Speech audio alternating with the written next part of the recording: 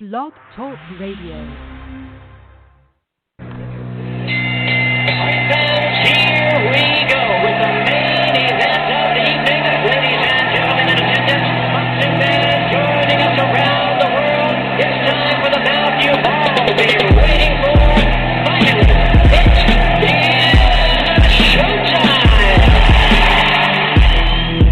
Here, man, we dedicate our life to this sport. We do thousands of sit-ups in camp. We run hundreds of miles, for the ones that take it serious. And we just dedicate ourselves fully to our craft, man. We watch tape. We have attitude. We moving, and we go into that fight just to land on the line.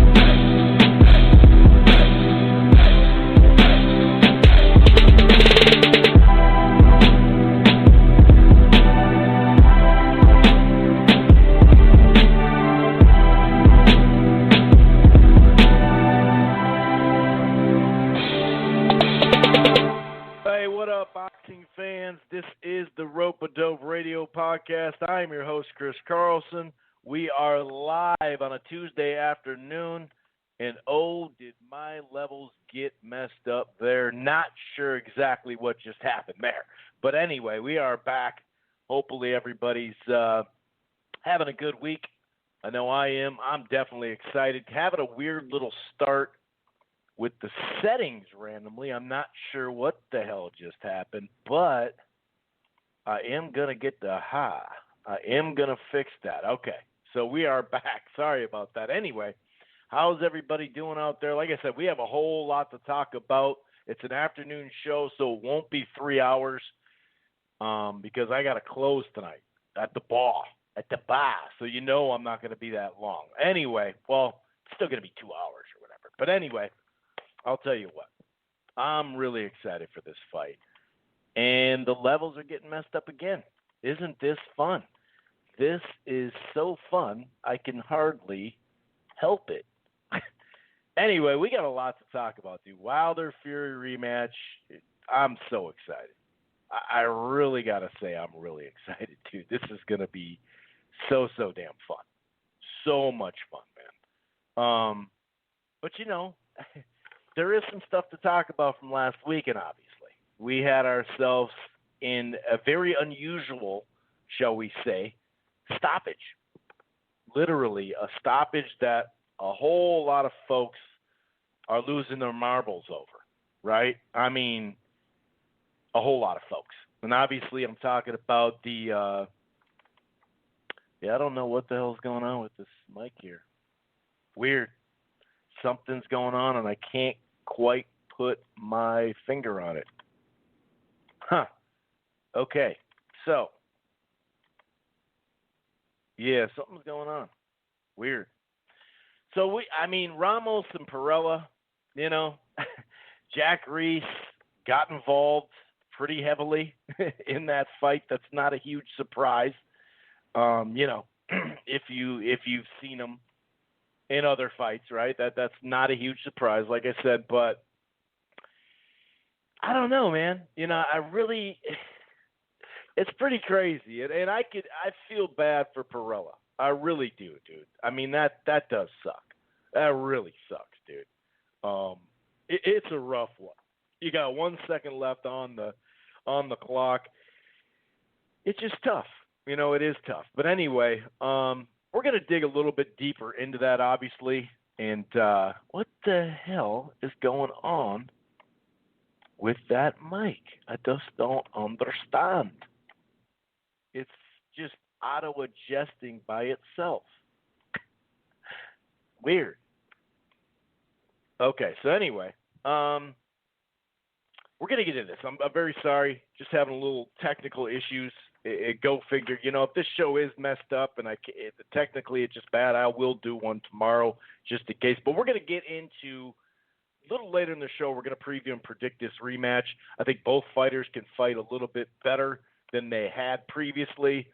There's a lot of talk about what Fury's going to do, and how he's been training this time around, and all sorts of stuff like that. And whether you believe him or whether you don't, I don't think he's going to come out there and force the fight on the inside and just brawl the whole time. I'd be very surprised. And in a sense, from his side of things, disappointed. I think Wilder can throw the jab, especially to the stomach more. Just in general, I think both of them can throw, more punches. I really believe that. But we got to talk. We're obviously, so like I said, we're going to get into the preview and prediction segment for Wilder Fury, but we got to talk about this weekend. Ryan Garcia, the young up-and-coming, might be a crossover superstar here, had a packed house, and he did the thing. 82nd KO, left hook landed just perfectly. So we're going to talk about that. Caleb Plant had a hometown fight as well. It basically went, how we thought, but really the focus on that Fox card was the stoppage. Was it a bad stoppage by Jack Reese? We'll get into that. Obviously, it's hard not to think it wasn't, because there's a second left in the fight. He's on his feet. We've seen people hurt more than that, but we'll get into it. We like to look at both sides here at Rope-A-Dope Radio. There is some other news that we'll get to as well. Callum Smith, Billy Joe Saunders, now Caleb Plant, all have turned down recent offers from Canelo. And obviously a lot of this comes from that Kovalev Jacobs overpay. And a lot of that, they're coming home to roost. The roosters, the chickens are coming home to roost. I mean, this type of thing, we talked about it when we heard what type of money he got. We talked about Jacobs, I'm speaking of, for Canelo last May. Then Kovalev, remember there was that in-between where they were trying to offer him this money. He ended up getting big money. So that was basically setting the tone for future negotiations. And Eddie Hearn even said, we're not looking necessarily for a 10 or 12 million per se, but we're looking more than what we're getting, basically. Now, there is some movement on Billy Joe Saunders. I'll give you a little bit of update. We'll talk a little bit about the Caleb Plant thing, and just some other fight news. But if this is your first time listening to the Rope-A-Dope Radio podcast, it streams live right here on blogtalkradio.com/Rope-A-Dope Radio. Streams live at archives right here, but you don't have to just listen to the pod. As you know, on Blog Talk, you can download it there as well, but you can find it on Apple Podcast, Player FM, Spreaker, Stitcher, TuneIn, iHeartRadio, really across the internet. We're also part of the Grueling Truth Sports Podcast Network, which can be found everywhere, including Spotify as well. You can use your Siri or Alexa through Spotify or TuneIn to find it. Why don't you head on over to thegruelingtruth.com. They got a great sponsor over there, betnow.eu, with the promo code TGT. That's thegruelingtruth.com. It's boxing, football, basketball, baseball, everything in between. And real quick, one more thing before we get into all this stuff, because we got a lot to talk about. We're gonna lead, obviously, with the ref stoppage. If you're thinking about cutting the cord, or maybe you have and you're just not quite happy, AT&T TV Now is live streaming cable. I think you should give it a try. And I'm having all sorts of, I actually do it myself. Sorry, I'm just having some sound issues that are I'm just seeing it go really wacko. But anyway, there is a 7-day free trial for that AT&T TV Now.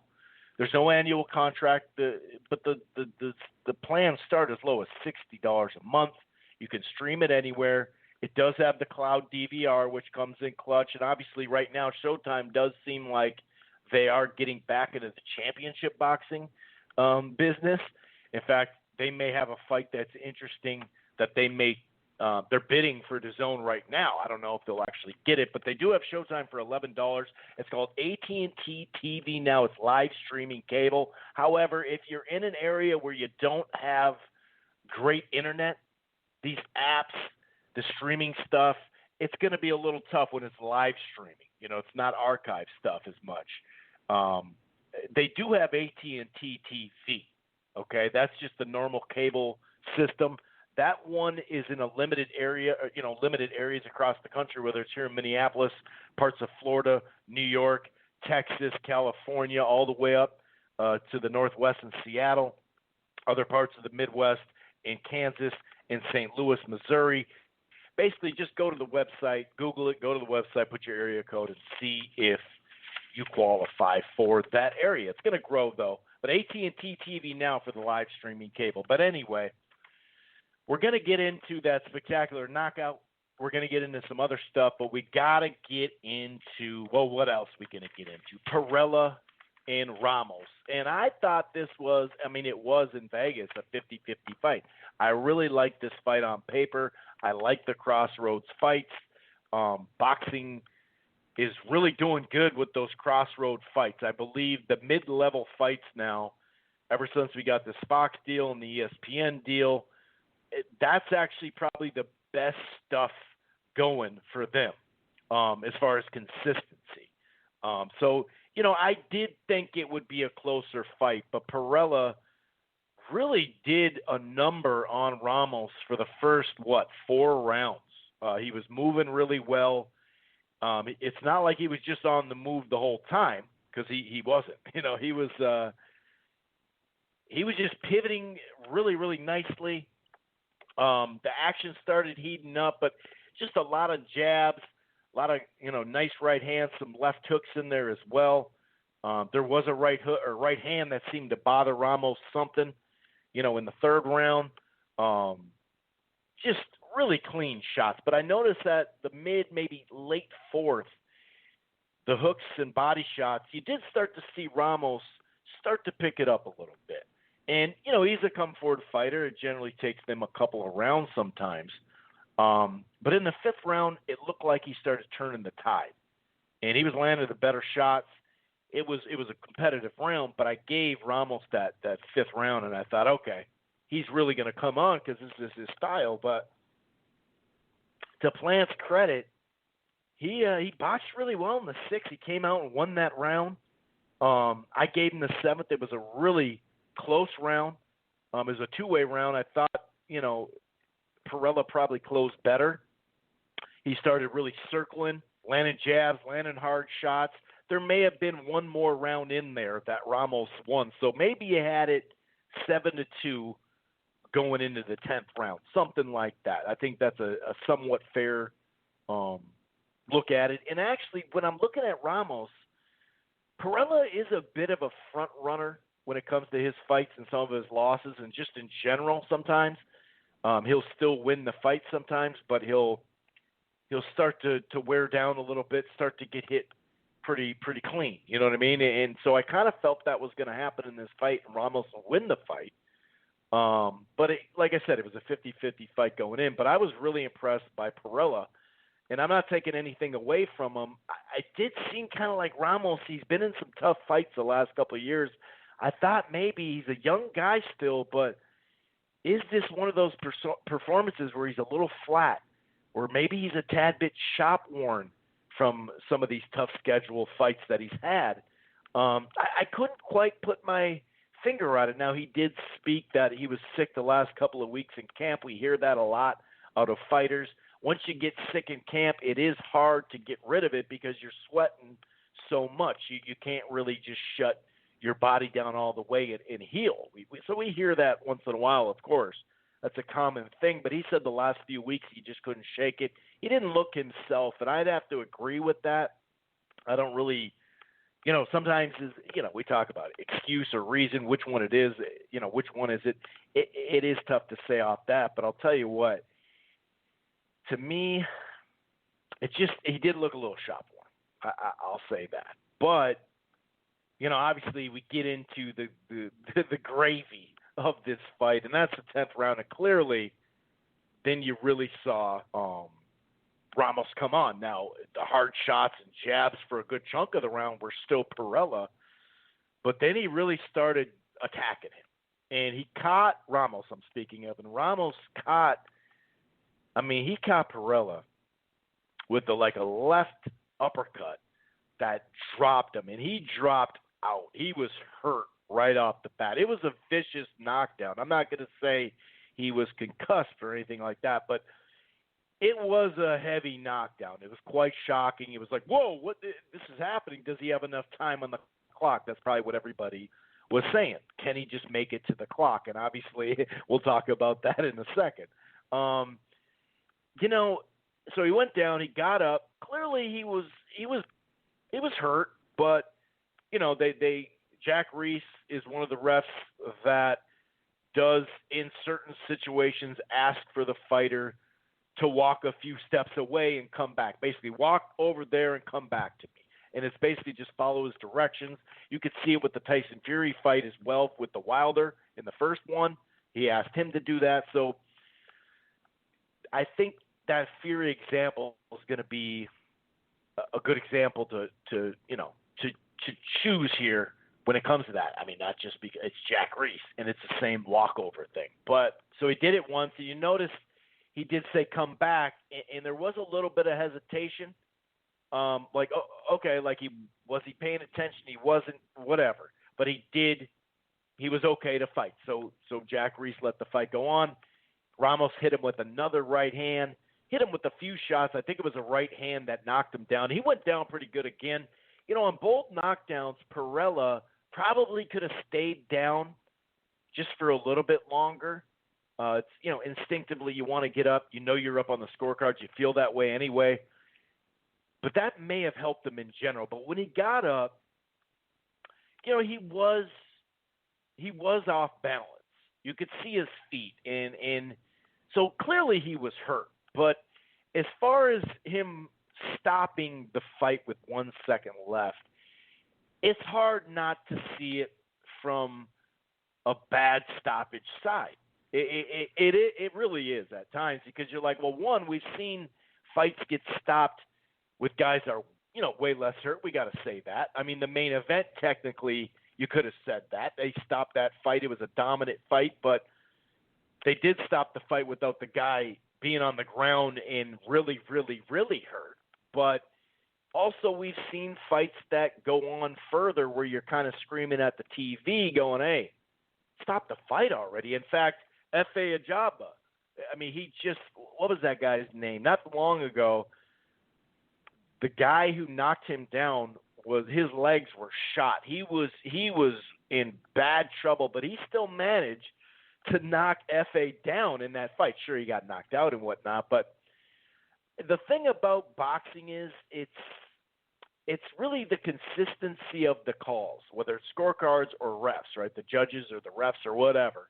So it's consistency, The book out on boxing is not good when it comes to consistency. It's a big book. It's like War and Peace. Like I think that's why people sometimes are prisoner of the moment. Sometimes you just pissed off or you feel for the fighter. You're like, dude, he won the fight. There was a second left. So from the Perrella side, clearly there's a 1 second left. It's not like they were on a break and they got broken up and Ramos is right on him to where he can not, hit him with a big punch and knock him out. There's 1 second left in the fight. The fight stopped at 2:59 of the 10th round, which was the last round. So it's hard not to say, Jack Reese, are you just getting more attention like you like to do? In fact, I saw this post where they had Wilder Fury Rematch, and on the co-feature, Jack Reese.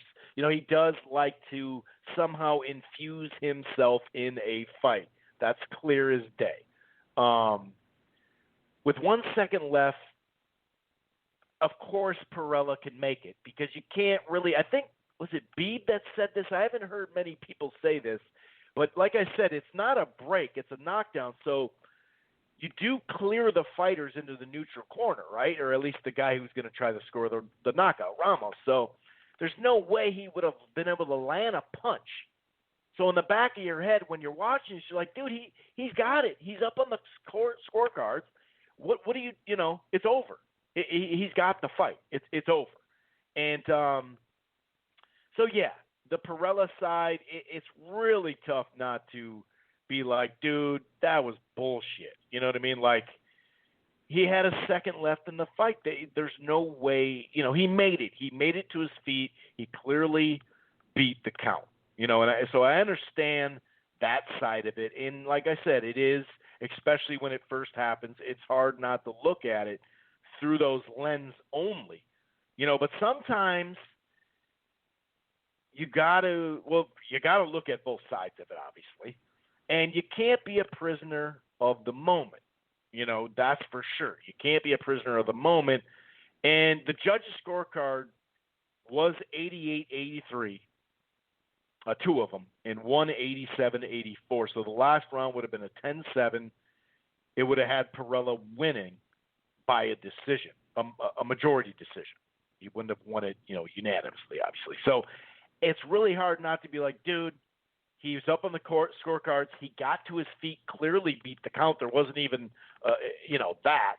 But you can't. So a lot of people, like I said, are prisoner of the moment. Sometimes they see some stuff online, and so they're going to tweet something that's going to get a lot of retweets and likes, or they're going to go to their YouTube channel and post like a big rant on it, or they're going to do it on a podcast, whatever. I just noticed a lot of people talking about the time on the clock, but not telling the whole story when it comes to how much time is left in the fight, right? They talk about that number, but they don't really paint the whole story.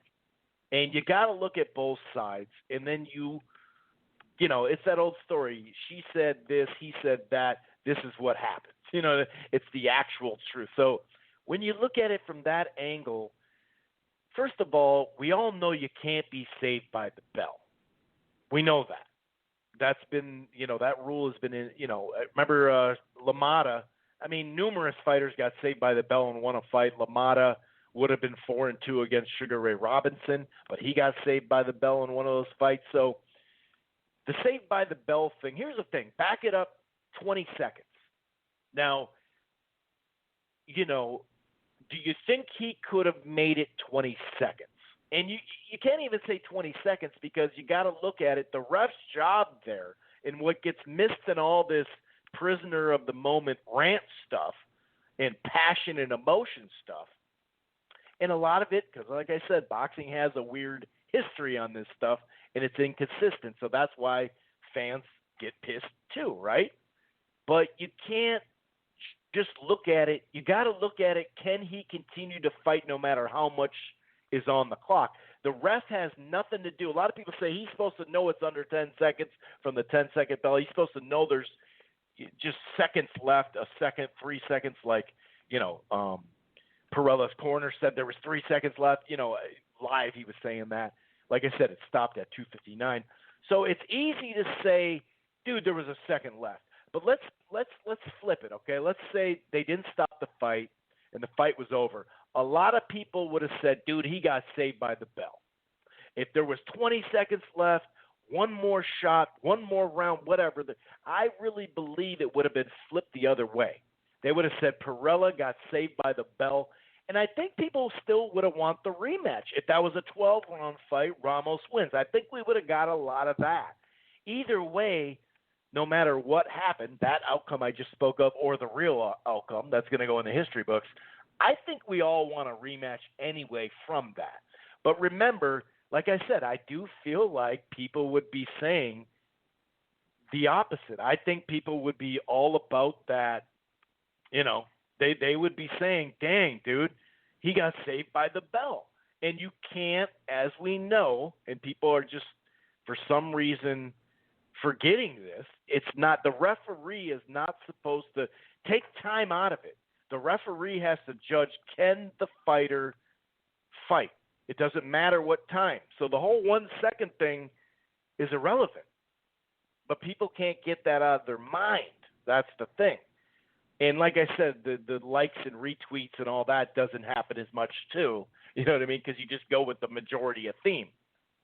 But if you independently look at it, Jack Reese did have a job to do, and he made a call. Now, you could say it was the wrong call. That's cool. But when he got up, clearly his feet, go back and look at his feet. He is having problems standing on his feet and holding his balance, let's put it that way. So much so that he did put his arms up on the ropes, and Jack Reese knocked them down and said, or he didn't knock them down. He actually knocked Tyson Fury's hands down when Fury tried to say, hey, dude, I'm okay, and he grabbed his shoulders. I don't think Fury was trying to hold on for dear life because you could see how he walked. So remember, this is the second time Perrella was doing the walk and come back to me. So when people are saying he could have been confused, well, maybe he was confused. Some people are saying he didn't hear him because it was so loud, and maybe he said that too, I think. That's fair, but then again, you heard him say go walk over there and come back, and you knew the comeback thing was coming because he did it on the first one, and you didn't pay attention to him on the first one. So the key is the whole thing about the walking is to see if the guy can walk properly. I know that sounds basic, but it's true. People are forgetting about that. And what's the first thing he did? He stumbled. He did stumble, and not only that, but he wasn't really looking at the ref. He just kind of walked away, and he said, walk over there and come back. And when he stumbled, then he started walking, and Reese said, come back. And he didn't respond. Then he said, come back. And then Perrella looked over like, dude, I'm what?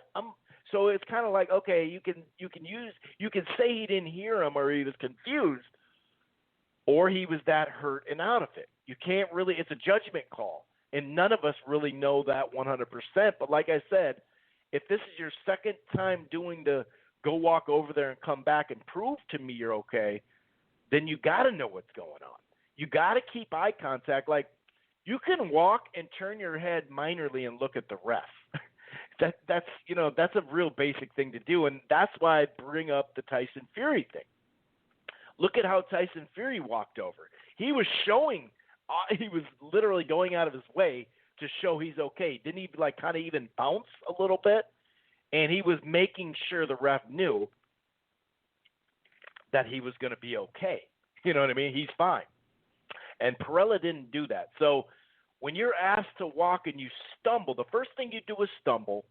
Then he says, come back, and you didn't listen. You didn't even look at him. Then he says, come back again, and you kind of give a, what? So are you trying to burn time? I can understand that. Either way, I can see both sides of this. It's not this open and shut case that you see on the internet and on YouTube and social media platforms and even podcasts. It's just not. I know people, like I said, the prisoner of the moment, but you can't. I hate to sound like a broken record, but you can't be saved by the bell. And that's exactly what people would be saying after that fight would be done. He got saved by the bell. I really think people would be thinking that. But anyway, I want to see the rematch. I'm not sure if it'll 100% happen. I doubt there's a rematch clause. And this was a crossroads fight, so Ramos, whoever was going to win this, was going to get another good fight, a good step up. So, but I'd like to see the rematch. I would. As far as Caleb Plant, he looked about as good as you thought, right?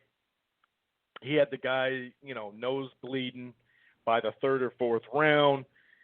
He was landing, clean shots, just domination.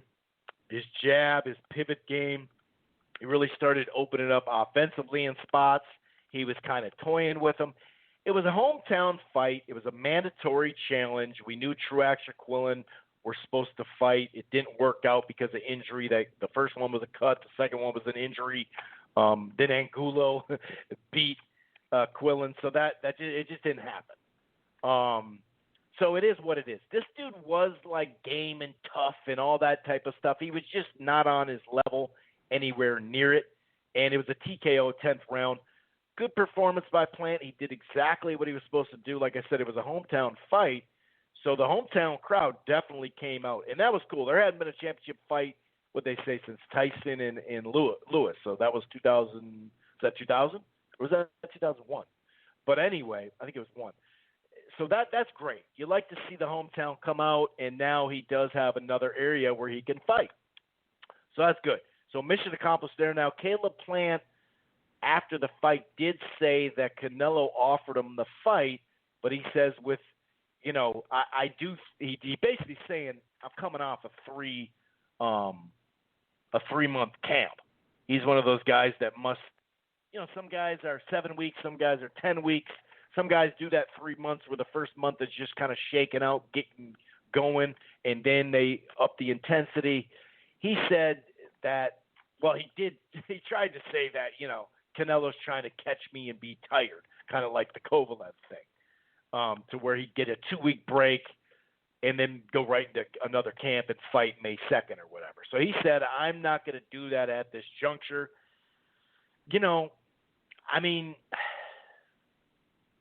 That it is what it is. That's his choice.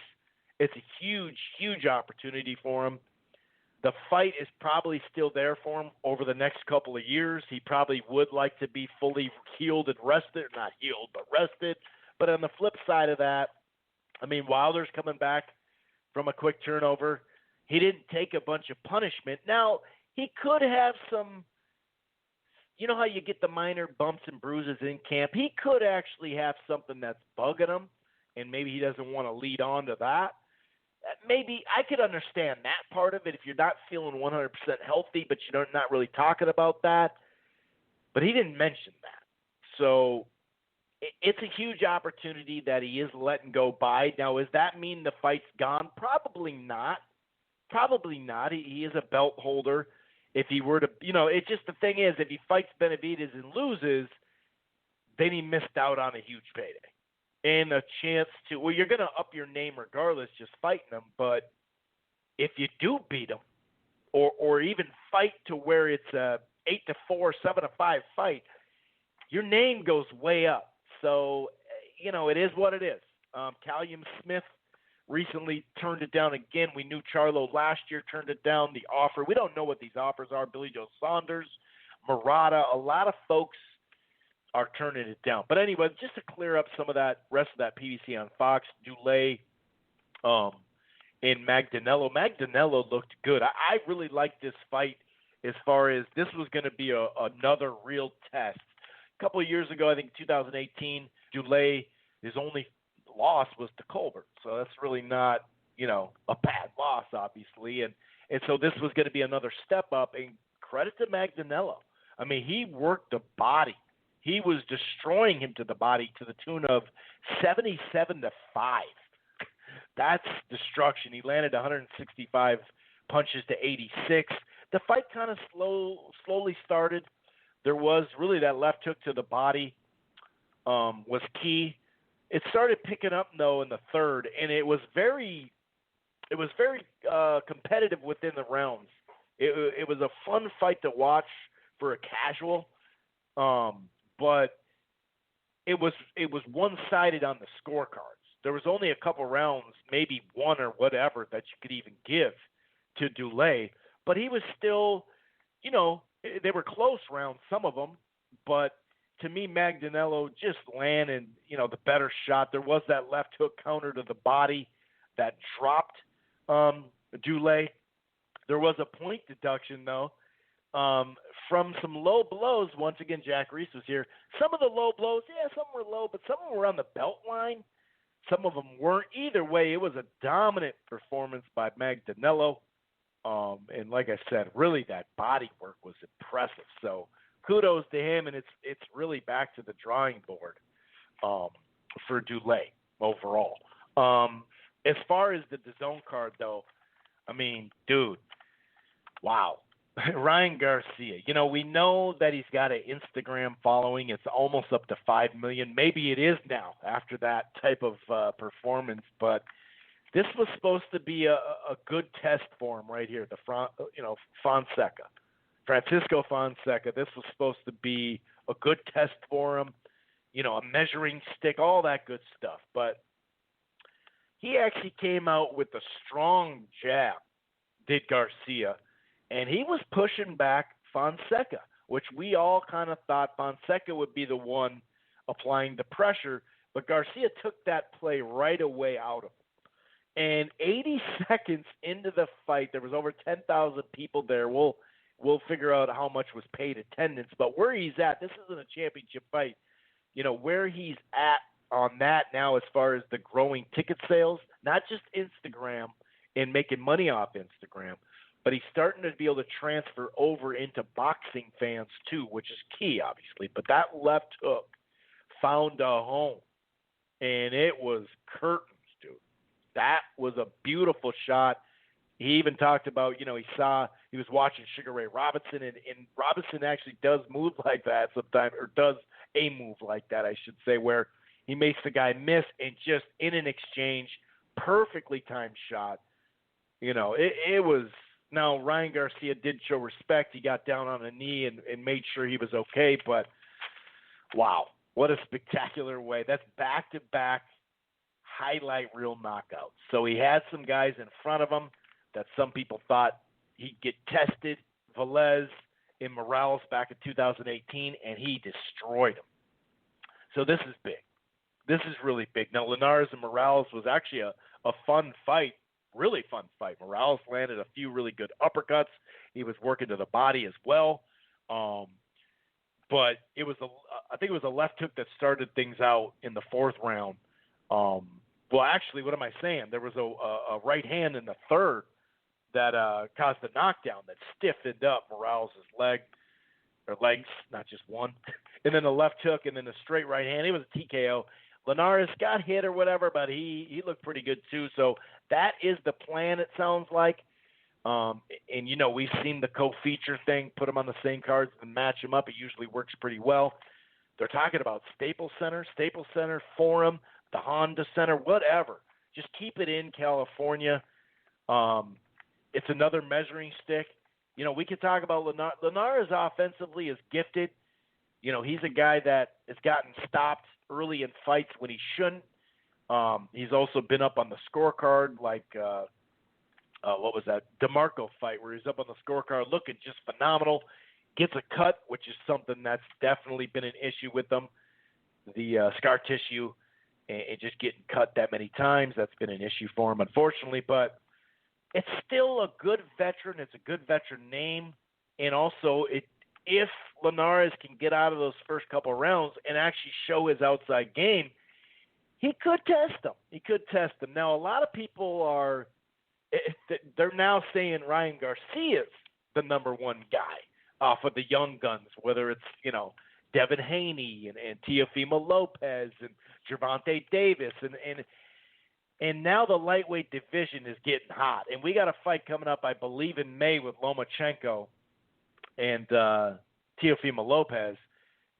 That's a huge lightweight fight. So let's hope in the next, few years we could really match these guys up, as it shapes, basically. But that was spectacular. That's exactly what you want to do. And, with Eddie Reynoso, Canelo's trainer, you've seen improvement. He's sharper. He's more focused. He's in better condition. He's more fluid. Like I said, you see the Instagram model stuff. You see his hand speed. You see his amateur pedigree. He's got the makings of a crossover guy. But not only to get in Canelo's camp and become, with Eddie Reynoso and company, be a better fighter that way, but just being in Canelo's camp helps him because you could post with him. I mean, just his last fight was on the co-feature, right? He was on the undercard, and then he scored a highlight reel knockout, which helps you. And he was also in the ring after Canelo's fight. You know what I mean? So this is huge for him. And a lot of people are kind of spreading out what they think about who should take the credit. I've noticed this now ever since the last two fights. Is Golden Boy now credited for his success? Is it just, hey, man, I built my own Instagram following. I'm the one who's crossing over. And let's just lay it out here. I mean, first of the Golden Boy thing, they made some mistakes. I mean, his last fight, they literally said, or 2 fights ago, really, they literally said he was he didn't want the fight with Duno. He just said, no, I know my worth. And remember, they had a big drama in the media. So they've done their fair share of messing up or almost messing up Ryan Garcia. They're in a very, touchy-feely walking on thin ice with Canelo. They only talk through lawyers with Canelo, no matter what Oscar says. But anyway, here's the thing about Golden Boy. They signed him.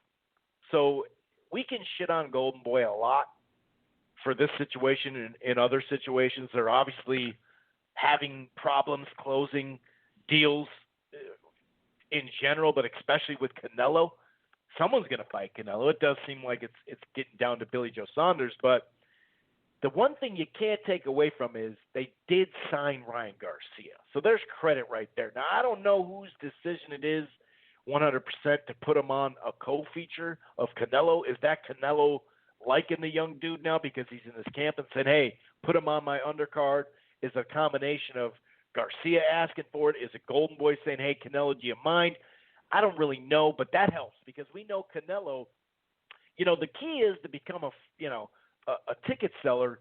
Then you can cross over and get into that stardom, that big success. And putting him on the co-feature is huge for Canelo because Canelo, remember, he was a ticket seller already. But once he was on Floyd Mayweather's co-features, I think the first one he got put on, I believe, was a Sugar Shane Mosley. I could be wrong. I think it's a Sugar Shane Mosley card. And he got hurt, actually, probably the worst he's ever been hurt in that fight. I actually was live at that fight. But so I think that was his first one. Then there was that split site one where he was fighting in L.A. And I think, was it Ortiz? I can't remember who. I think it was Ortiz. It was a split site, so once again, that pay-per-view did $1 million. He was on it. Sugar Shane Mosley, that did well over $1 million. He was on it. And then he was the co-feature fighting a known fighter in Mosley against Cotto.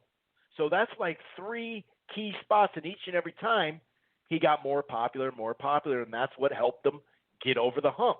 And obviously fighting Mayweather, ultimately getting a chance at passing the torch. It still helped them. So the number one, the reason why he's popular is Ryan Garcia, though, with the Instagram. I think you by far and away you got to give the most credit to Ryan Garcia because he's the one who built up his social media platform. Bottom line. Now, this Canelo co-feature stuff and being in that camp is definitely going to help him. And when he has those moments, you got to take advantage of them. I mean, Gervonta didn't really take advantage of him being a co-feature with the Mayweather and McGregor. Now, it still helped him, but if he would have, done this with the highlight reel knockout, it would have helped him more. And so, like I said, there was 10,000 in attendance. I'll say this about Golden Boy. I remember their first show at StubHub. They sold the tickets for like $20 to like $75 because they knew that it was going to be a younger fan base. It was going to be heavy female. So that was smart to price the tickets correctly. And same with this last one. It was $25, $50, I think 100 and a 200 or 150 or something like that. So they didn't get greedy. They sold most of the bowl. I mean, maybe they didn't sell every ticket.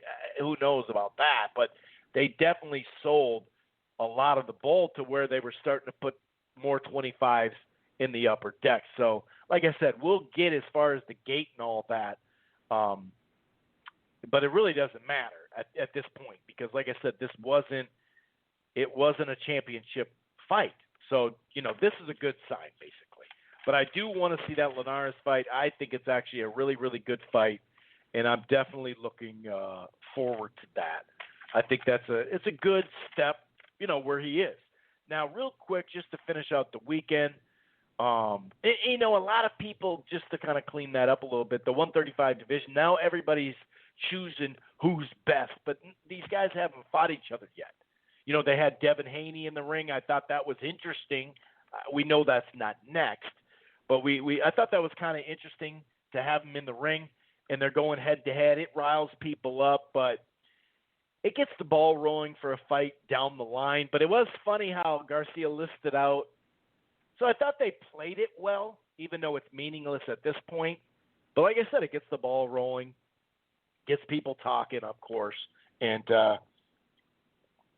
Garcia named off a bunch of fighters, and he named Haney last. And I noticed that when he was saying that, so it was quite funny when Haney was like, hey, you notice he said me last, So, but anyway, as far as ShoBox,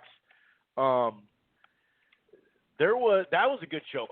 Coleman and Jackson, I think that was the opener, or maybe that was the second fight. Coleman won the first 3 rounds, I think. They were both jabbing, but the lead rights, the cleaner shots, I think, came from Derek Coleman. No, not that Syracuse Derek Coleman. Was it the New Jersey Nets Derek Coleman too? I can't remember. But anyway, but then Joseph Jackson, 4th round, he started getting his jab, going even more. He started adding movement to his game and then the body shots. And He also, was landing left uppercuts that was buckling knees. I mean, he was just overwhelming him, kind of in and out, on the move, controlling the pace. So Joseph Jackson won that fight, but it was a tough start for him, no doubt about it. But he killed him to the body, 41-15 overall. And but it was an interesting fight. Montana Love against Jericho Walton actually had some. Well, he started out winning the rounds, then he had some problems. There was a right hand that just stumbled Love. He got it back though. Love did land his own straight left, like a nice right hook that definitely shook up Walton as well. He won after that. It was one of those fights where it was a good test early, and then that was about it. But Matisse and Cruz, that's the one. Also Aleem and Lopez was on that card, but Isaac Cruz and Thomas Matisse, this was a good fight. Cruz, he won the fight. It was a really good fight for him. I mean, this was kind of this was more of a ShoBox that we're used to seeing. They've gotten a little bit more consistent lately. But this is, one of those, one guy's like 15-1, the other guy's like 18-1-1. But Cruz, I'm talking a lot of body shots today because he landed a ton of body shots in the first couple of rounds. I did give Matisse for jab and movement the first round. Third round was close. That one could have been either way. Close round, I did give it to Matisse. But then Cruz, I gave him the 4th, 5th, and 6th. He was pressuring. He was digging to the body. The looping shots he was landing found a home. A late left hook in the 7th hurt Matisse for real, Then another right hand. He was very hurt in that. Isaac Cruz had Matisse hurt in that for sure. He was taking a beating at that point. He was starting to wear down. Now, to his credit, Matisse, he did have a really good 9th and 10th round. And so I had him winning the first round, maybe a round in there. And I don't know, like he started winning, and he started flirting. He flirted late in rounds in the last couple rounds. I gave him the 9th and 10th, but I had it 6-4 for Cruz. The one scorecard had it 95-95, which I wouldn't have been completely. It's not horrible if you're scoring it, but 96-94, two judges had Cruz. That's how I had it, 6-4. Credit to Matisse, though, because he was really hurt, and it wasn't looking good for him. But, I gave him the 1st and 3rd, like I said. So I had it 6-4. One thing I noticed about Cruz is, like I said, he was applying pressure and everything, landing the bigger shots and stealing rounds at times. But he also showed really good head movement coming forward in that fight. And I thought that was pretty impressive. I really did. So that about wraps it up. There was actually a TKO in that other fight, I think. Yeah, TKO, a 3rd round. Aleem beat, was it Lopez? I think it was. He just, there wasn't much to that fight. But overall, that was a good testing ground. They definitely got a lot of testing. It was just like a normal ShoBox that you're like, okay, dude, this is a good ShoBox. They've been putting out a lot of ShoBoxes lately. Last year it was Clarissa Shields, hometown fights against guys like mandatory guys, and then ShoBox. And I'd say you could say Clarissa Shields too, but like I said, I think the ShoBoxes were the best part of last year. Showtime had a really poor year. But to me, these ShoBoxes so far this year have been fairly good. Last time the opener was a really good fight. So we will be getting into the preview and prediction segment in not long at all. So, yeah, there's going to be – Carcino's going to call in here soon. I see some familiar faces, and a couple of them actually. Wow, what's going on? So, yeah, we're definitely going to get into some of this stuff, no doubt about it. I'm really looking forward to this fight coming up. Obviously, it's really intriguing. I really think both fighters can improve upon what they did, If you look at Tyson Fury, he made 2 major mistakes in the fight, and it costed him. Somehow he got up. I still don't really know how he got up, but,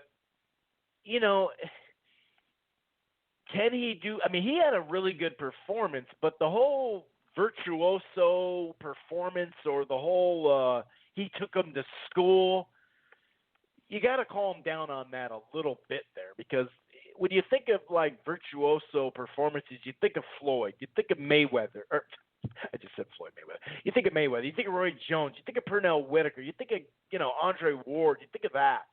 And when's the last time you seen Floyd minor league concussed staring at the ceiling on his back? Now, I'm not ripping him because Fury got knocked down. I think it's really amazing that he got up, but this whole virtuoso took him to school. Taking someone to school is not being minor league concussioned punched. You know what I mean? That's just not, you know what I mean? But he did have a great performance, though, that herky-jerky style. Generally you got the puncher versus the boxer, right? And generally the boxer does better in the second fight because they've measured them. They now know what they got to do. They know if they've made some mistakes. They know what works.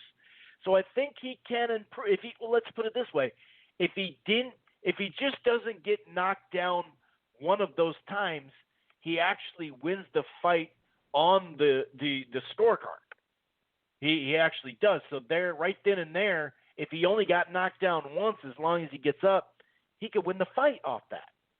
And most people thought he at least won 8 rounds.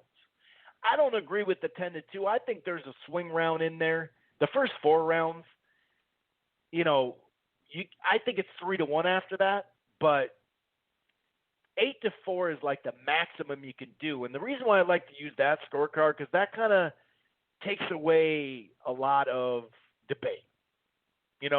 I don't think it was 10-2. I think, the second round, the first round, Wilder was actually doing the better work, but then got hit with a couple of good shots, and Fury won that round.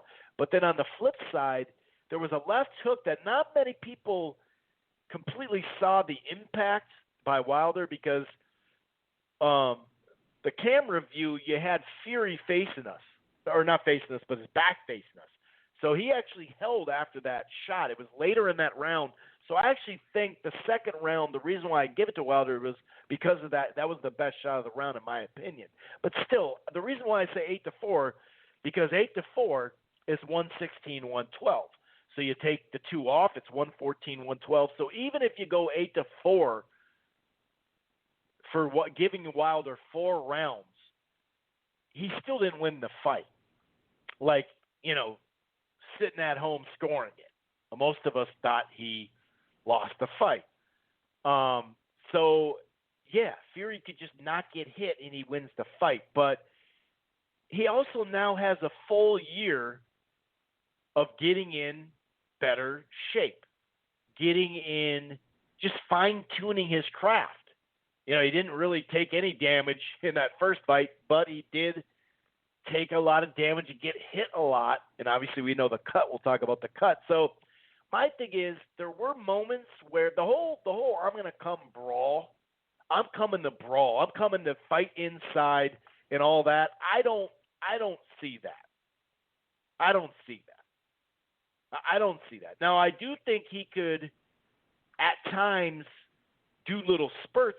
Even in the fight, sometimes they'd be close to the rope and he'd kind of maneuver his way to where Wilder was near the rope, and he would herky jerk, a little bit, have that little herky jerk, am I going to, feint, boom, boom, and he'd land a jab, or sometimes he would, feint and do the herky jerk and land like a right hand to the body and then dip out. I think these little mini attacks and pivoting and using the whole ring, not just moving the whole time, but obviously the uptick. I think Tyson Fury knows. He's probably just talking about the brawl. And it's funny because I just saw an interview today where he says, I'm not going to brawl. but you're going to see me more active. He is going to throw in more combination. Now, if you're overly, he said he's not going to come face first. If you're overly zealous to sit there and throw combos, you could get shot. You could get hit by a shot. I just said you could get shot. You could get hit shot. Ow. Sorry, there was something that totally distracted me. Ow. Sorry. But he could get hit with a huge shot. I understand, like, people are saying, well, the inside actually makes sense. If you look at the Duhaupas fight, Duhaupas had plenty of success coming in at Wilder back in 2015. And also, you're not at the end of the punch. And that makes sense. However, you can get hit on the side of the head. And not to mention, that cut has a better chance of opening up if you're on the inside like that, right? All it takes is a scrape or an accidental headbutt. I think you're going to see a Fury that's still on the move, still is herky-jerky style. I just think he's going to have an uptick. If you land, if he throws even 10 more punches around, he just, the whole make you miss, you can make somebody miss, and he even said this, in America, you got to make him pay. And that's the one thing about Floyd. When Floyd landed punches, they were easy for everybody to see. Now, maybe sometimes they were so fast you didn't know which hand it was, same with like Roy Jones or something. But hit and don't get hit. But you got to make him pay. And I don't think he made him pay enough. But in moments of that fight, if you watch the replay, he did have moments where he opened up. And he made him pay and landed the best shots of the round. And if you look when he got knocked down in the 9th round, he actually got up and won the rest of the round. In the 10th and 11th, he made sure he was punching enough. And I think that's really the only difference he's going to do. He's just going to be more active. We're going to see a more all-purpose Fury. And also, if you want to, it's something that stands out to me that he's actually going to add, not change, but add, I think is southpaw. I think we're going to see him from the southpaw stance a little bit more. And when I say, like, oh, he's not going to go on the inside, if he's going to go on the inside or if he's going to try to rough him up when he's got him by the ropes or whatever, to me, I think a lot of that is just going to be in spurts, just to mix it up. And like I said, to show, the judges what's going on here and why you should, pay attention, basically. Because Wilder also said some things like, he did a lot of veteran moves like land good punches and then go on the outside and clown like Roy Jones, smile, stick his tongue out, put his hands behind his back, basically telling the judges, I'm doing this easy. And I do have to admit that he did a really good job at that. Now, on the other side of it, so I think he can improve upon his performance, throw more punches, but not be in a danger zone, though. You don't want to, like, the whole thing about inside fighting, not just the eye, right? Not just getting hit on the side of the head, in the ear or whatever by Wilder, but also if you're going to be on the inside, they're going to break the fight. So every time they separate, you're going to have to go back inside, and that's where the 1-2, the long jab right hand, like how many times can you play Russian roulette with that right hand, having to cut the distance, and you already have the reach, so why not use the reach? You can still use the reach at punching range and be just out of range. You see that all the time with guys with long arms. So that's what I think it'll be a little different there. I'll get into my actual prediction a little bit later, but for Wilder, there's times where he threw the jab to the stomach. There's times where he threw a jab to the chest and then followed up with a right hand to the shoulder, But I kind of do believe his thought process where he said, I got caught up in the moment and I tried to force a knockout because he was winging right hands without a jab so many times. And I know people say, Chris, he wings right hands all the time. No, not during a fight, actually. He doesn't do that as much. It's when he thinks he's got his guy hurt. That's when the windmills, that's when the turbines come out. right? The wild shots. But he was throwing right hands when he wasn't even in position to land the right hand. And he did say, and Wilder's fairly honest, excuses, reasons, we all know sometimes they're legit, sometimes they're not, but he's pretty honest about injuries. We've seen him come in where was it at the Areola fight or the Washington fight where, I think it was Areola, where I think he got was it a motorcycle accident? I don't know, but he had third-degree burns. His arm was fucked up. When he got in the ring, you could just see his arm was fucked up. You're like, what the hell is wrong with his arm? So I don't believe every fighter. You know what I mean? But he did say he damaged his right hand early in camp, and he basically put the gun in the holster for the rest of the camp most of the time. So if your right hand, it kind of makes sense because you got to have rhythm with it. And he's, sometimes you see guys with rust.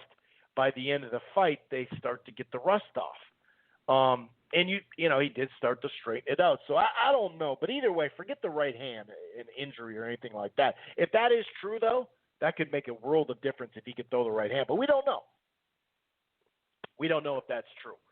But what we do know is he can be more active, too.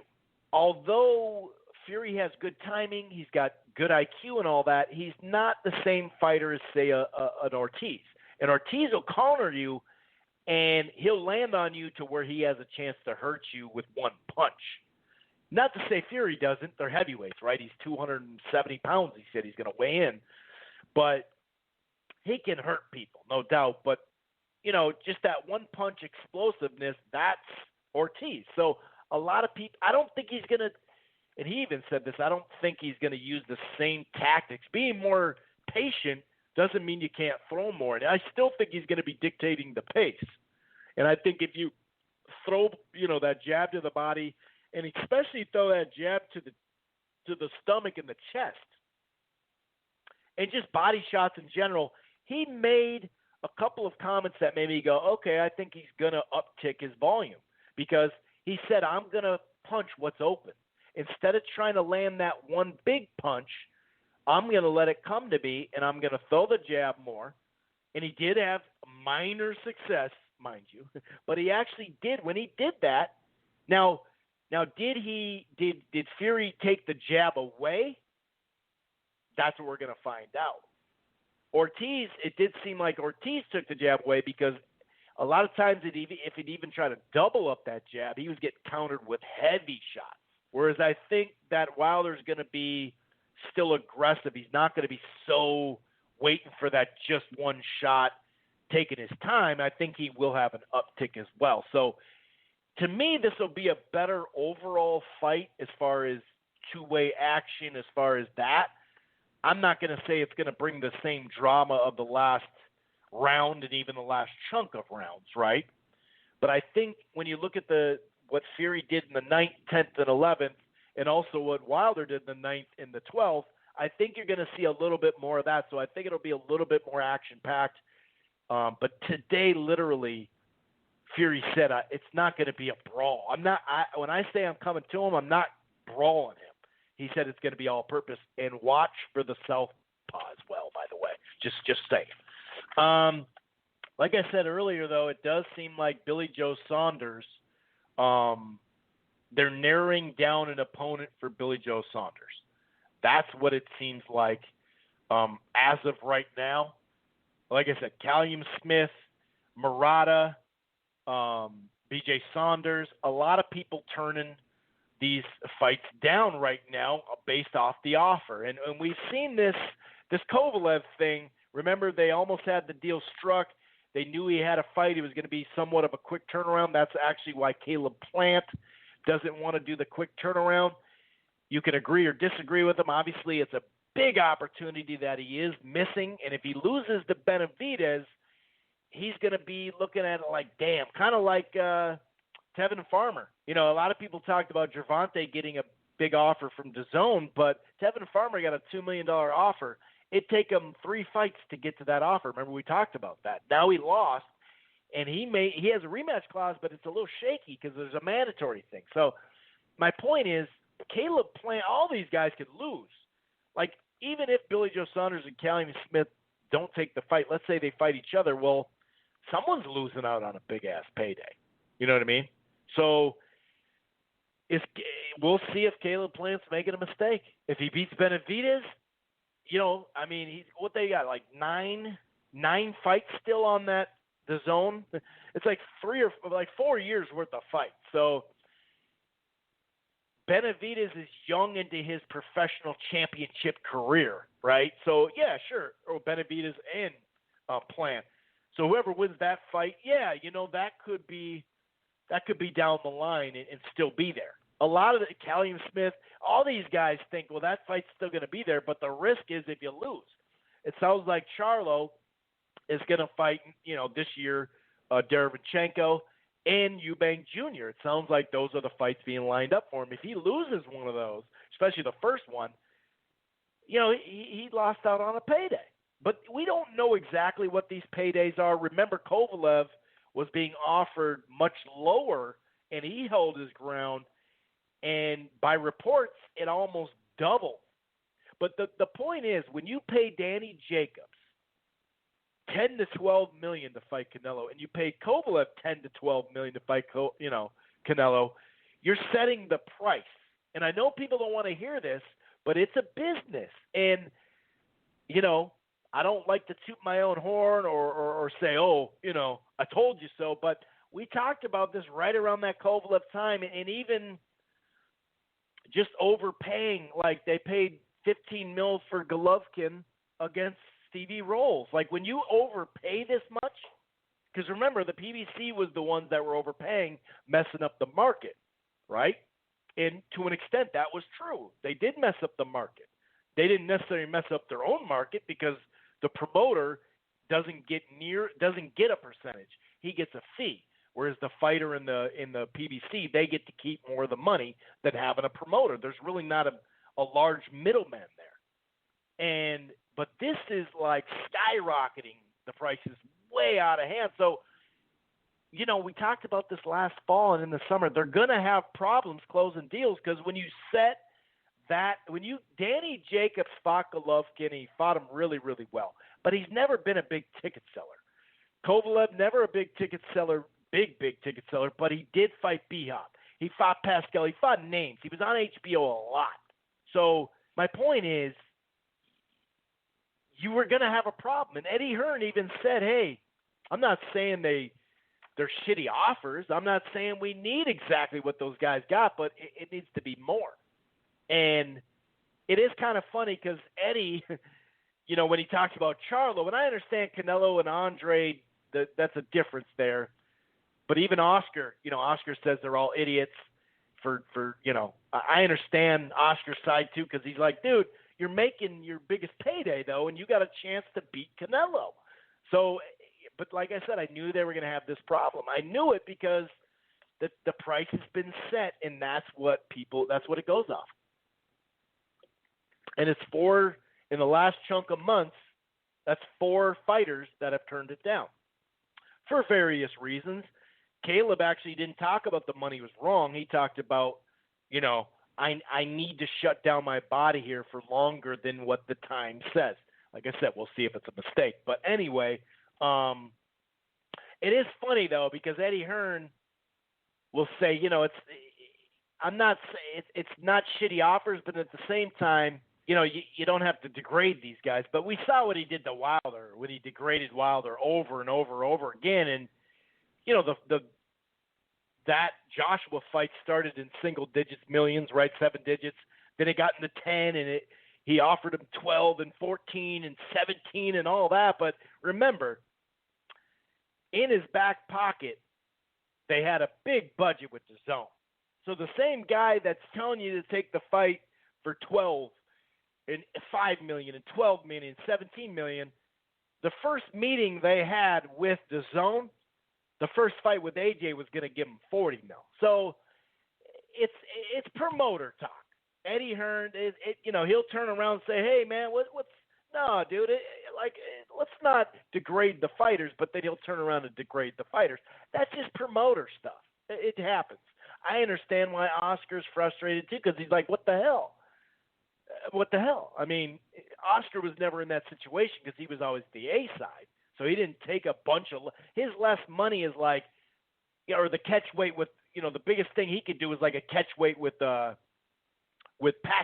He gave up a lot there, but still he was making the vast majority of the money or whatever. So – but it does sound like Billy Joe Saunders is getting narrowed down, and it sounds like he's going to be that's going to be the case there.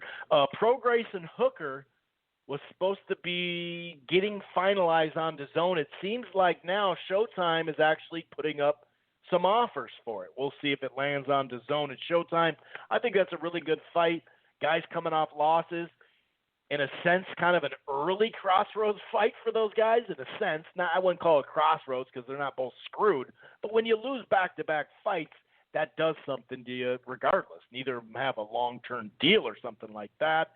Oh, by the way, David Benavidez had his mandatory coming up against Yildirim, the guy that a lot of people thought he should have beaten Dirrell, when Dirrell's eye got all messed up and they had to stop the fight. A good chunk of people thought Yildirim won that fight. It was a competitive fight. It was a good fight or whatever. But Yildirim, he got hurt. But the sanctioning belt said, well, you got hurt. You are the man, though. We're going to give you a little time off to heal, and we'll allow Benavidez to stay busy. So actually, that's what he's going to do. So that's why this fight is not – this type of stuff is why the fight's not going to happen next. After Benavidez fights, because he's actually going to fight to stay busy. Because you don't want to fight some guy in the summer and you haven't fought since September. But they were supposed to fight in March or April. Unfortunately, the sanctioning belt decided right now anyway. Now maybe he'll put in an appeal. Maybe he's already stepped aside. They basically Yildirim put in an appeal to that belt, the WBC, and they said you get the winner of Dirrell Benavidez. But now that's screwed. So whether it's 2020 or early 2021, we know that unification fight's going to happen. And that's a really big fight. And that's something like if we can't make some of these cross-promotional fights for whatever reason, then we got to make the in-house fights, right? So hopefully that fight gets made. And as far as Plant, regardless, he has to have like a legit – it has to be at least some sort of quality veteran, like a Truax or something. He can't fight a complete no-name guy in his next fight if he does now have to take another fight because of this Benavidez situation in the WBC. And, of course, they builded another fight or two, and that's also what's behind the scenes too. Samson Boxing, he recently came out and said, the way it looks, there's going to be another fight or two. But anyway, there's not a ton of news that we're going to get into. We're going to get into some of this right now. Okay, let's get into some of this here as far as, hearing from other folks as well. I'm going to go ahead and bring in Carcino into the fold.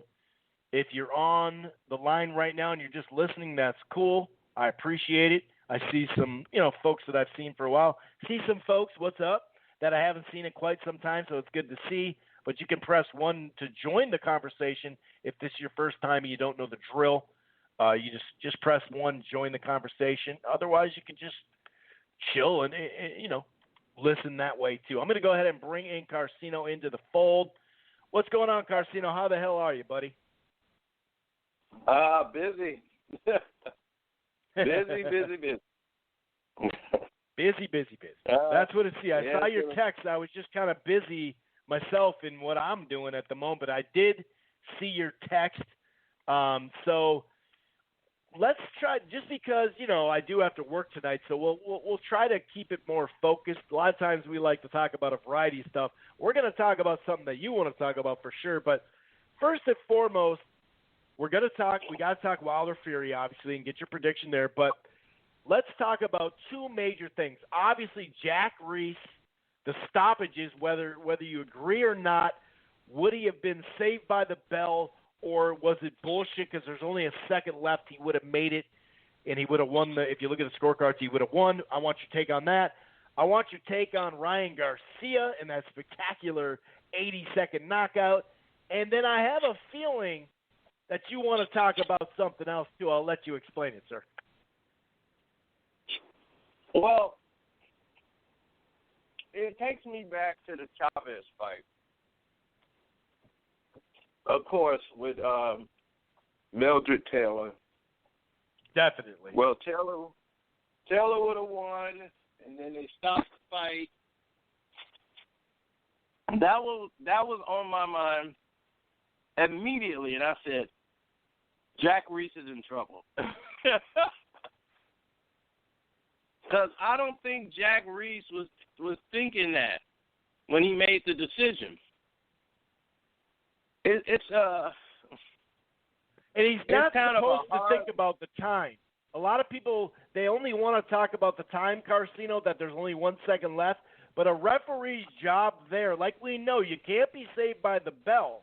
And I believe that a lot of people, if they would have let the fight go and they would have been over, of course, they would have said he got saved by the bell. And you can't be. So we can talk about the second left, right? But, you know, he's actually looking at that decision without time in mind, or at least he's supposed to. Let's keep that in mind. Yeah, but I'm thinking he's just really doing his job. I really had a hard time seeing that he went out to screw the guy over. I'm like, I don't think he did.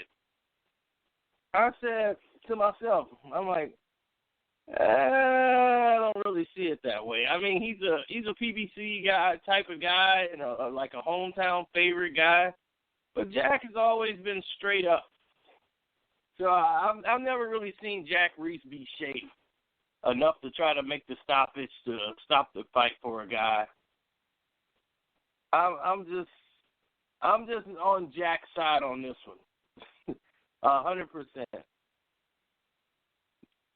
My thing is, was he able to continue? That is the question. Right. And plus, you gotta think of it. All of these deaths that we had like 3 deaths last year in the ring. That's gonna play in the mind of, okay, should we let this guy continue? Right. Can we not? Even though it's the last round, the referee actually don't know. He knows it's nearing the end of the round, but if he's seeing the fighter probably can't take another one, when he got caught with the right hand really flush, right, and then that left hook came after it, he's thinking of the safety of the fighter. If they be like, man, why didn't you let this guy go? You know, you still in the fight from him. I really didn't think Jack had any vested interest in the fight. I really think they blew that way out of proportion. Fans and, you know, everybody in the emotion of it kind of got caught into it. Right. They're prisoners of the moment, aren't they? They're just emotional. Exactly. Because they for sure would have been like, dude, he got saved by the bell, dude. He got lucky. That's what they would have said. They would have said he got lucky, and either way, we want to see a rematch. You know what I mean? So it sucks for Perrella, but what are you gonna do? You know? I couldn't think of his name, but thank you for reminding me it was Perrella. Yeah, but I mean, they could fight again. It was a good fight. I mean, that was the thing. It was a good fight. I just like, if we kind of had a winner, I think, in the fight. Now, in the rematch, let them fight again, which I think they should. And when they fight again, we're going to see, you know, like, will we see the same fight as before, or will it be more of a telling now to help out the situation? But I think they waited too long to do the rematch when Chavez did his. By that time, Mildred Taylor was done. Yeah, he definitely was. But that was a different circumstance altogether. That was a whole different circumstance because you saw Mildred Taylor get off to a big lead, and you saw Chavez kind of work his way back into the fight and turn it into, like, he figured him out. He slowed him down with body punches, and once that happened and his speed was gone, you know, it was done. So from that point of view, you know, it's a touch and go situation. But I would just say, look, let him go ahead and fight again. What could actually go wrong? Fight again. Let him get it over with. Right. And let him settle it.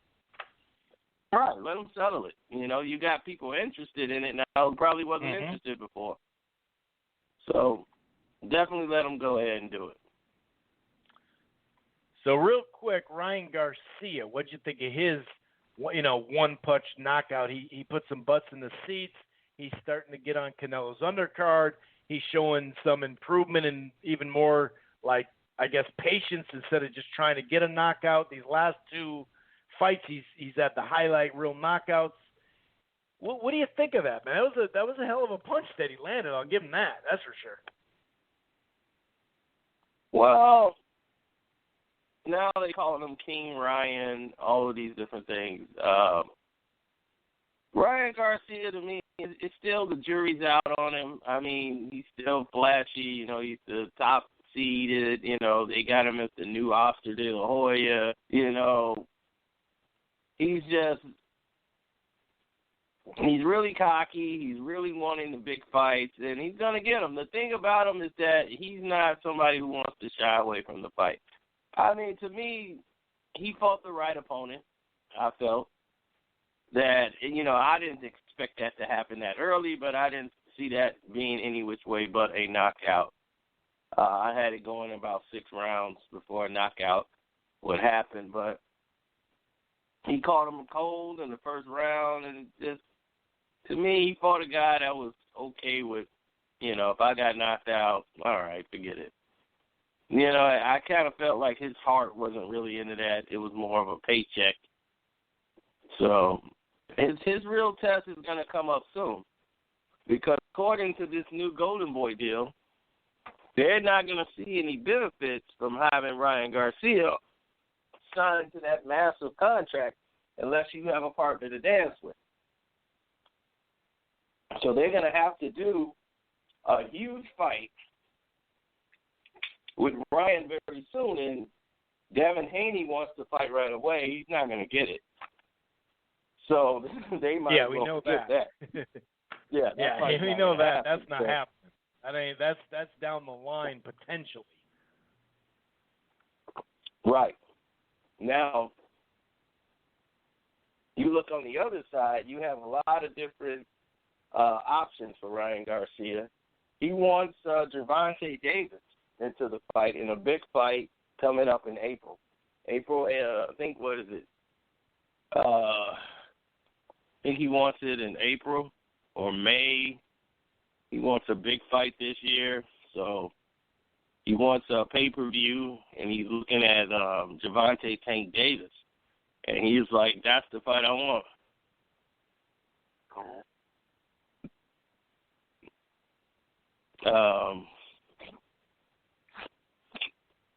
Trying to think, who was the other guy he wanted to fight? Consolation prize at that weight class. Well, they're lining up Linares for this summer. Is what's going on. Yeah, Linares is this summer, and then he wants Tank Davis on a pay-per-view bout. He wants to be a pay-per-view fight with Tank Davis. And that's the other fight. They have Linares, and then they have Tank Davis that they want to make the fight with. And Floyd is like, wow, this guy's been calling out Tank, but Tank is, he's not going to do this, and Tank is a big fighter and all of that. I'm like, look, Tank needs a fight. Somebody. Who's he going to fight? Lomachenko is not fighting Tank Davis. That's not happening. Lomachenko, it's got to be something of interest in the fight for him. And if you're not talking the right amount of dollars, you're not going to have him in the fight. So you might as well cancel that dream. Might as well take the fight with Ryan Garcia, take the money the zone is going to pay him, which is going to be handsomely, and he's going to get more than he would if he fought Tevin Farmer. So he might as well take the deal, do the fight with Ryan Garcia. They can co-promote it with the CBC if they want to do it. They've done it before. Right. Shouldn't be a problem. Well, we'll see. Yeah. We'll see if that actually comes to fruition. But we'll see how he does against Linares. Like you said, I agree. Like, there's sometimes I think if he gets the only thing I really worry about him is we know he's going to come in shape and all that, but you're right. The arrogance that builds up when you knock people out when you're already a cocky kid, right? I mean, I can't blame him for being cocky, but when someone tags you in a fight, it does seem like he'll want to tag him right back. And I agree with you there. That could be something that he has to focus on. That could be one of those things that, catch up to him. Linares is going to bring the dog out in him. See, Linares is going to fight him. You ain't going to knock Linares out in one round.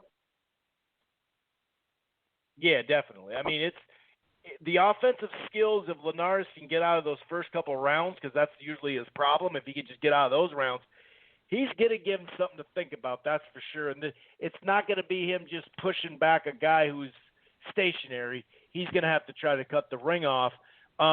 We can get into Wilder Fury rematch unless you want to talk about some items that you text me about, sir.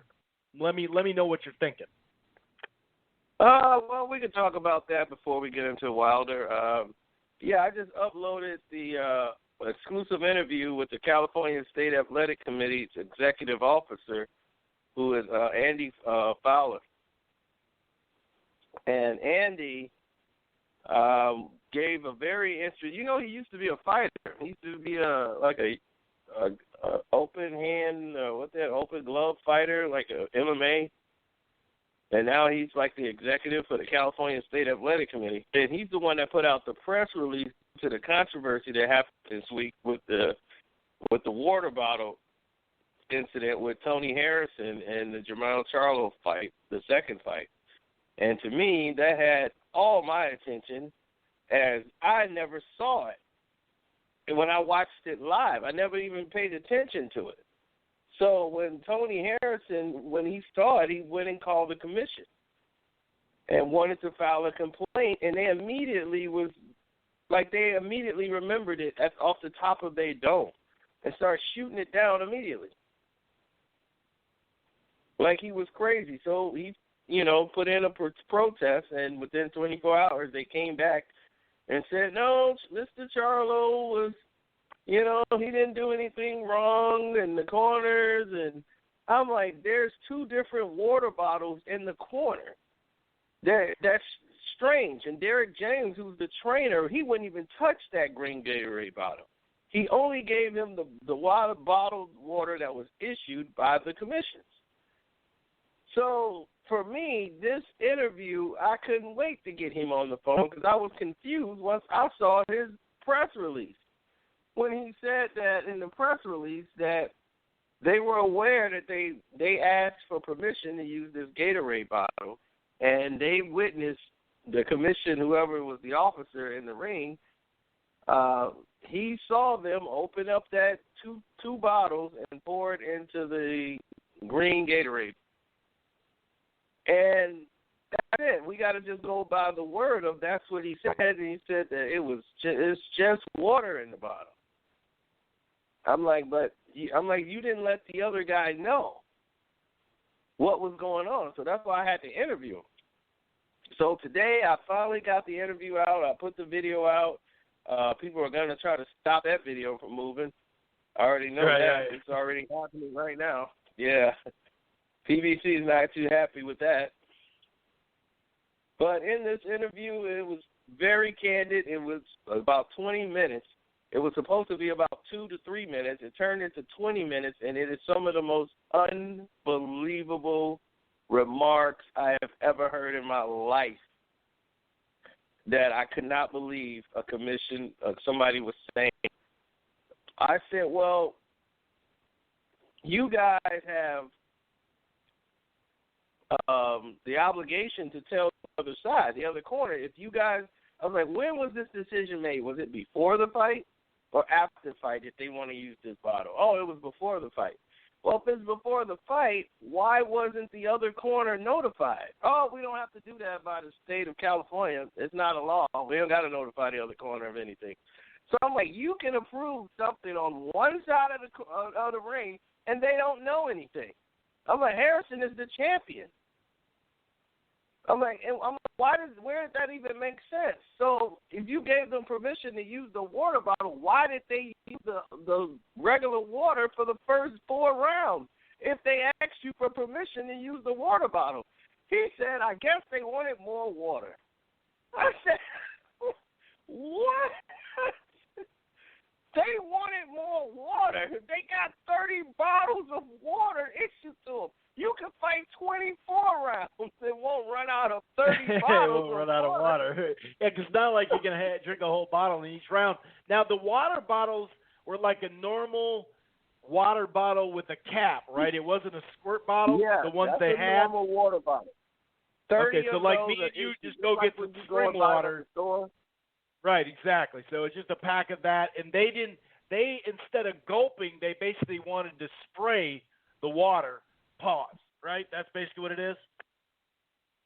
That's what they're saying, man, and that's the thing. And I'm like, if that's the case, that's fine. If you wanted to do that, you are telling me, he told me the commission, they did it before the fight. So if someone asks to do something before the fight starts, normally when round 1 ends, that's when they're going to start to use it because they did it before the fight. You don't use it at all until round 4 or 5. And then you use it only for like 3-4 rounds. Then you resort back to using the regular containers of water. It does not make sense. And I was like, that doesn't make sense. I would be very suspicious, too, if someone uses a different water bottle from round 4 to 8, and then that's it. And then that's handled by a guy that doesn't give you water. His uncle, who's the second, comes in and handles the green water bottle. And if it's just water, what is all this, all this movement? And he's going to handle the Gatorade bottle. I'm going to handle the regular water bottle. And Harris's team don't know anything that's going on because nothing has been relayed to them. And you know what he said? You might be right that we might have to make some changes and revision. So I got the California State Athletic Committee to agree with me that some changes might need to be made moving forward. You're going to have to go to the hearing now, dude. You're going to have to go to the hearing now. When they change these rules, you're going to be there, Garcia. Yeah, I'm there. They're going to have about an army there to choke and beat me down for continuing this. And I'm just a person that want to get answers. I'm like, I could not believe this is happening. Because this is the commissioner. This is the guy that's in charge. And he repeats about 40 times like he was reading it off a piece of paper. I just want to let people know that Mr. Charlo is a very clean athlete. He did not cheat. It's just water. I'm just getting the implication that people are thinking that he's like a cheater. I'm like, well, the implication is coming because of things like this. In the future, he's looking into the fact of someone's got to use one or the other. They got to either use the water bottle or they're going to use the because he was like, we had people use water bottles in the fight last week in California. And right on the other card, everybody used squeeze bottles. We saw them. I'm like, but they used them from 1 through 12. 1 through 12, they had a squeeze bottle. They weren't using and whether it's clear too, whether it's a clear bottle too, does play into this as well. Should it be a clear water so you can see? More than likely, the substance, if it's in the water anyway, it won't matter. But in California law, it's not really enforced. In some states, it is. That's why the commissions need to come together on that, because we want to make sure they eliminate all possibilities of someone. And his whole thing is resting on VADA. The VADA test came back clean, so everybody's clean. Right. I'm like, well, there's different things that could happen in a fight. People could take boosts. I talked to nutritionists, and nutritionists said, hey, he could have took an ATP boost. I don't even know what that is. But he said an ATP boost in the middle of a fight, and, it gets watered down. It's like something that it's like taking a sip of an energy drink. It gives you a boost. If you take a couple of shots of an energy drink, it can give you a boost. And by the time you take that test from VADA at the end of the fight, it's only going to last you, about 30, 40 minutes, depending on how much you took. But it could be enough to get it matters. you It back matters. into the It matters fight. because we have seen a Red Bull pop on these tests, though. So it all kind of matters. But I'm glad that you brought that up. The time constraints that I'm under today, I wish I could go further. But either way, if people want to go further, go right to the video. I'm literally about to tweet it out, and it's an exclusive with Andy Foster. So if you want to know more information about what Carcino's talking about, I'm tweeting it out. You already know. I mean, I don't need to tweet it out. You already know where it's coming from. Carcino for Life, the YouTube page. Go check it out, and you'll get a little bit more, like a lot more detail in there. But I'm glad that you brought all those points up, and I can't wait to see. I may travel over there with you and just help you out and be like, hey, can I be like your assistant when this trial comes up? Because you know they're going to have rule changes at these hearings, and you're going to have to be a representative, sir. Oh, yeah, I would love that. Right? So let's get into Wilder. Time's kind of running out, so we want to make sure we at least get to Wilder and Fury, man. This is an interesting fight for me, man. I'm kind of mixed with my decision here. I think Wilder's going to win by decision, and I'm going to show you how I'm getting there. I think Tyson Fury knows he could beat Wilder. It's the thing with him. It's always going to come down to what Tyson Fury are we going to see. Tyson Fury has already complained about leg problems and some leg issues. I've been hearing about things coming from his camp that, he's got some type of rash or something on his leg, and, something's going on with his leg, some soreness. It could be mind games, but I think in the back of his mind, he knows he could be knocked out. And that is a major difference, and he went through a lot of major changes in his corner and everything, his regimen, into going into this fight. Wilder didn't really make any changes. He really just focused. He's a guy that's mostly fighting off instinct more than boxing ability. He's felt Tyson Fury's power. Now, if Tyson decides to step it up a notch and try to come forward and make it an action-packed fight and push for the knockout, it may hurt him because it'll be a shorter night for him. He made the fight what it was by boxing, staying on angles, making Wilder miss with his big punches and wearing him out that way, using the jab. And I think it's mind games, all that I'm going to knock you out into mind games. But the problem he's going to run into is that Wilder fought him the first time, and he knows a lot of the feints, a lot of the tricks that Tyson Fury likes to throw in the ring. Where Tyson might win a lot of the rounds, he might get caught. And when he slows down, he's not as loose on his feet as he used to be. And that's what happened in the first fight. And he thinks that by losing his weight, it's going to make him more efficient in the ring. And that's not necessarily true. Sometimes you lose weight, you lose balance. You're not used to maneuvering with that much weight loss off your body. You kind of adjusted to having that weight on. So when you don't have that weight on and you try to move, it's not the same. Your coordination is a little bit off, especially when you lose so much weight as he did. Your coordination is just a step off, and you're not as fluent as you want to be, and your body's not reacting the same way as you did when you were bigger. I've seen that happen to a lot of fighters who cut too much weight too fast, and he's like, well, I didn't get adjusted or acclimated to having that much weight off, and I just was out of rhythm. And I could see that happening to Tyson Fury, and if he gets caught by Wilder, one shot, and it could be a glancing punch, and I've seen Tyson Fury legs just go off one shot. So if that's the case, and he knows that's the case, he's going to be a little leery about, going in there engaging. The first time around, he's like, I doubt this guy's got the power to put me there. Now he knows. So it's a whole different ball game. Now, if he comes in with a smarter game plan of tying Wilder up, which I think that That's the part he missed in the first fight that he should have did. He should have tied him up, put his weight on him, walk him down, and really fight him as a big man. Instead of trying to be a slick guy on the outside and stay on the outside and move around, he should have gotten on the inside, tied him up, put your weight on him, bore him, take him out of the fight, make him get frustrated and make mistakes.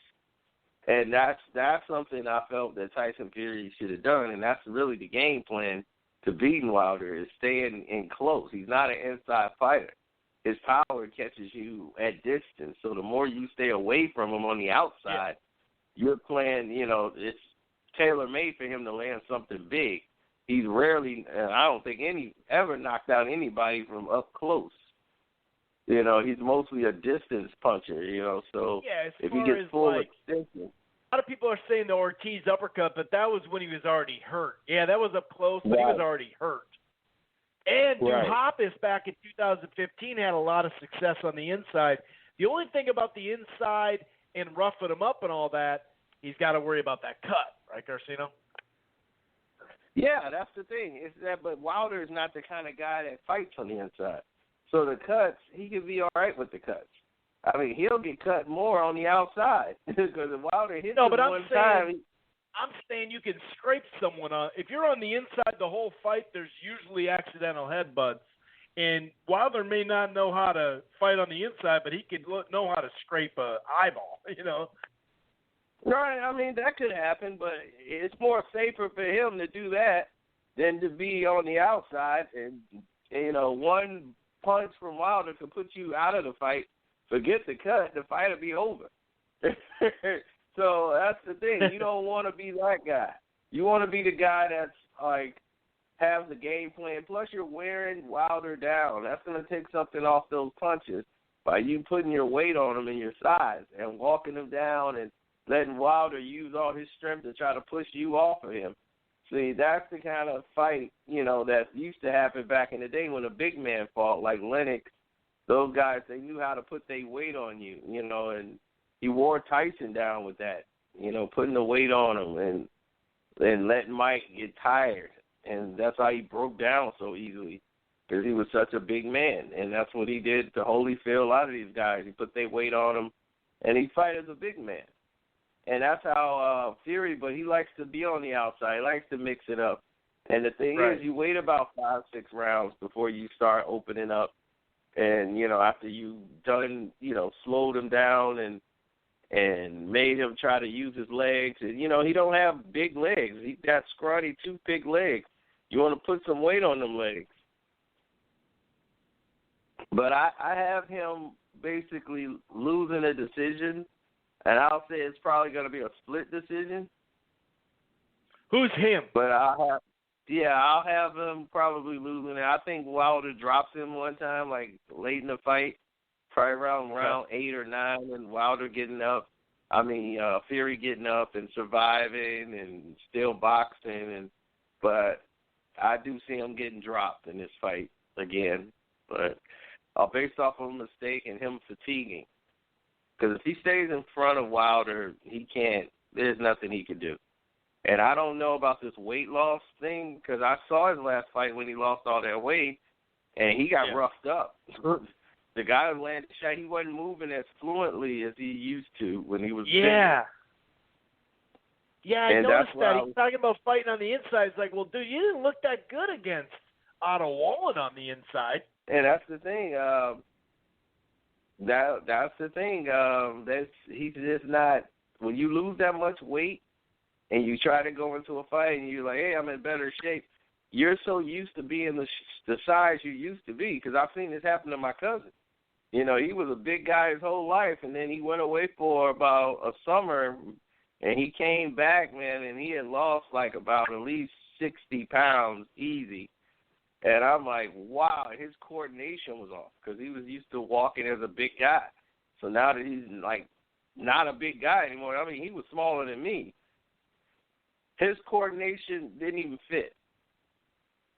Like he couldn't even throw a ball to you if you're standing right in front of him. He couldn't do it. And the ball would go way out to the left or the right.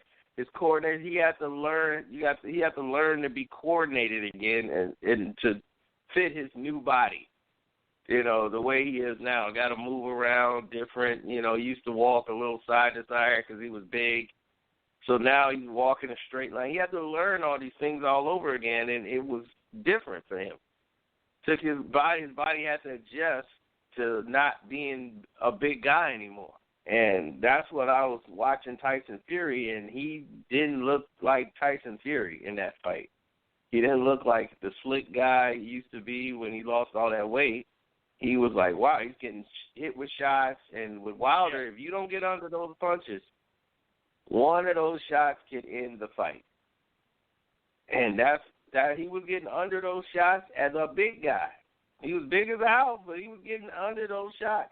It was only until like the 6th round, 7th round, I saw him really not get under all the way. His legs, he wasn't really moving away from the punches the way he was, using his legs like he was in the earlier part of the bouts.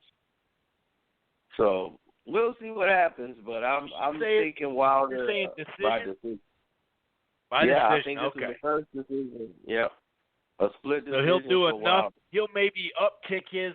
See, I think both of them are going to punch a little bit more than they did in the first fight. And obviously Wilder, that jab to the chest, jab to the stomach, he's talked about, like, just hitting him in the shoulder. Like, you know, wherever it's open, just hit him. And although Fury's in better shape, way better shape than he was, right? Well, not even better shape than the first fight, but just in general, right? He's still going to, because he was so up and down in weight, his skin's stretched, so he has a lot of extra. He's got a lot of extra jelly, let's put it that way, right? So you might as well punch it. You know what I mean? You might as well punch those areas. So I think we'll get a more consistent fight throughout than the first fight. I don't know if we'll get all the drama that went on as far as knockout and got up and, you know, rose from the dead and all that. But, all right, so we got Wilder by decision. Well, I appreciate you calling in, man, on the time constraints and fitting in your schedule, man. I really appreciate it. Like I said, go check out that video with the California State Athletic Commission pertaining to Tony Harrison's complaint, that he put in about that Gatorade bottle. He's got it up right now. We spoke about it a little bit. If you just tune in right now, you can archive this episode. We talked a little bit about it as well, but go right to his channel there, Garcia. Thanks a lot, man. I appreciate it. Hey, thank you guys for having me on, man. I appreciate you putting me on the show. Yes, sir. Take it easy, man. Have a good one. You too. Bye-bye. All right, Garcia always bringing some inside news, and it's not just, inside this. He talked to somebody there. You know what I mean? I'm going to go ahead and bring 310 in. Mark, what's going on, man? How the hell are you, buddy? Hey, man, what's going on? Long time. It's good. I know, right? I like these little breaks because then I get excited about calling in. You know what I mean? Good call. And, That's a good call. Yeah. I know we're on limited time, but I'm on close to no sleep the past couple of days for my little nootropics thing that I've been actually testing the product. So I'm an idiot, but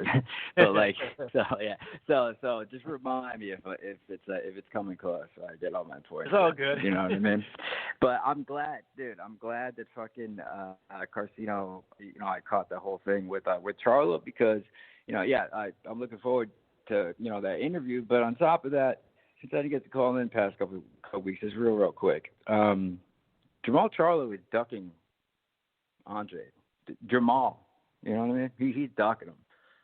I've been on record multiple times. They said that he's my favorite fighter. He's my favorite fighter. You know what I mean? He's dope as fuck. I think he's like everything about his style, his demeanor, his approach to the game. But if Jamal got offered a one-fight deal over at DAZN, but not only just that, but if he also got offered for Andre to come over there, and they didn't answer, I don't give a shit how big of a fucking Charlo fan you are. He's ducking Andre, and we know why. So that's what it is. I mean, if you want to admit it, you don't want to fucking admit it. Who gives a shit? I mean, he's ducking the fucking guy. That's not cool. I don't give a shit. Okay, so Al Heyman tells you no. Did he Al Heyman tell you no? You can't buy that Bentley. You can't buy that fucking Rolls Royce. because you still did. What the fuck? So did you have to ask permission then? I don't know why the fuck they're acting like they work for this dude. But then they're talking about how they work, how they don't have a boss. It's a little contradicting, don't you think, guys? Because, I don't know. It seems like you're just... It's a risk not to take the neighborhood of $7 million for Andre. No doubt about it. Now, I'll say this, or even for Andre to come over to Showtime for one fight. What the fuck's wrong with that? Do it. Well, hold on on that one. He did. They offered him, and Andre turned that down and took the DAZN deal. So it goes both ways. That would have been hard for him too. Andre even admitted it on the Mannix fight, but it still doesn't. It doesn't erase what you're saying. They both need to somehow take their career high money. Come on. Yeah, I'm with you. Yeah. But let's not spend too much time on that. Let's not harp on that. Let's get into the real show. Get right into the fucking the main event. How much time do we have right now? By the way? We got plenty of time. But just not. We don't have a half hour. Let's put it that way. Because I still got 5:03 to let his get his pick in. We're at 4:52, so we got some time. Yeah, I don't know. It's whatever. But yeah, anyway. But real quick too, Mikey Garcia. Signing over. He just did this interview yesterday. That's also like a negative. Like, if anyone doesn't see what the fuck's going on, okay, look at the timing of when he decided to go with DAZN. That DAZN offer's always been there. As soon as he saw Porter against fucking Spence, that him and Robert were like, shit, maybe we are too small for the division. What do we do? Because if we fight Danny Garcia is on record saying, like, yeah, I was up for the fight, but I don't know what happened. Like, nothing happened. Mikey didn't take it or whatever. Or, and Mikey said that the conditions were in favor of all. He said, whatever he said. He decided to go to fucking DAZN because he wants to fight at 47, doesn't want to go down to 40 for whatever reasons. And $7 million to fight him. That's a lot of money. Yeah. Go there, get the money, but also be protected. Because when he's sitting there in a fucking interview saying, like, oh, I'm saying it might entice some of those guys to come over. What the fuck? You were just with the people. That fucking Danny Garcia's not going to come over there? Come on, man. Why are you saying that? Come on, man. You're bullshitting. You're becoming a fucking, he's changing his tune. You know what I mean? So don't be surprised if, something happens, upsets, and he doesn't look as good because he's clearly in there for the money. He's scared to lose. He could have gone in there and tried to go with Danny Garcia, but logically, if you look at it, if Danny Garcia went neck and neck with Porter, and Porter goes neck and neck with Spence, naturally, you're moving up 2 weight classes, you're going to worry. Maybe it was a size. Maybe the whole public is correct about me now. I shouldn't be moving up. Shit. But I want to get this money anyway, so let me just go over here. That's what he's doing. So, and whatever. He's just getting his money, but he's also not being a real fighter. You know what I mean? So, fuck that. But this weekend, dude, so no credit to Mikey Garcia. We know what the fuck we're doing, all right? So, yeah, that's the point. But this weekend, I don't know. I don't know what your viewpoints on it are, but I just find it funny how much marketing, has gone into this bullshit. Because, I understand why.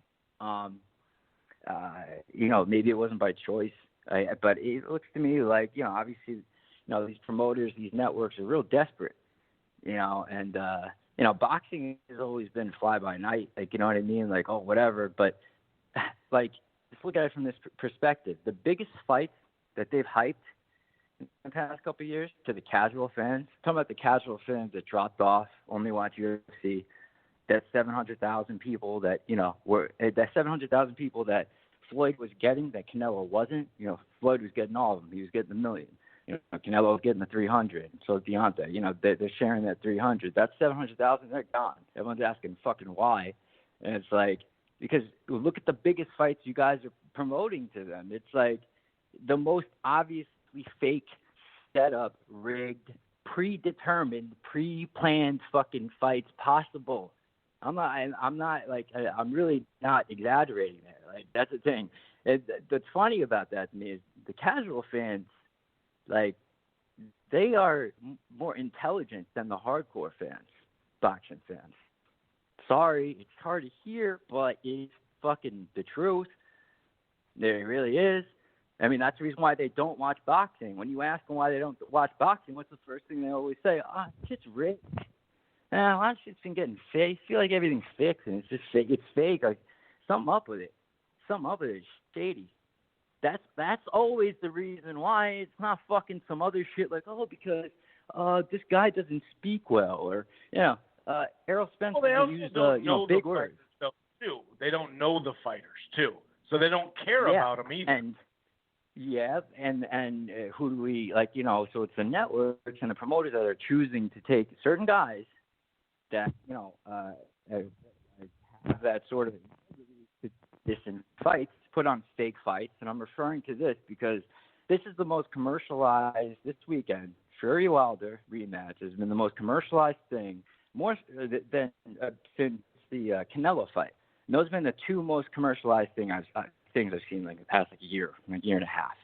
And a lot of people were talking about it, and I don't know, it just seemed more commercial, more mainstream. Casual fans are paying attention. You know what I mean? And so it's these are the fans, and the networks and the promoters.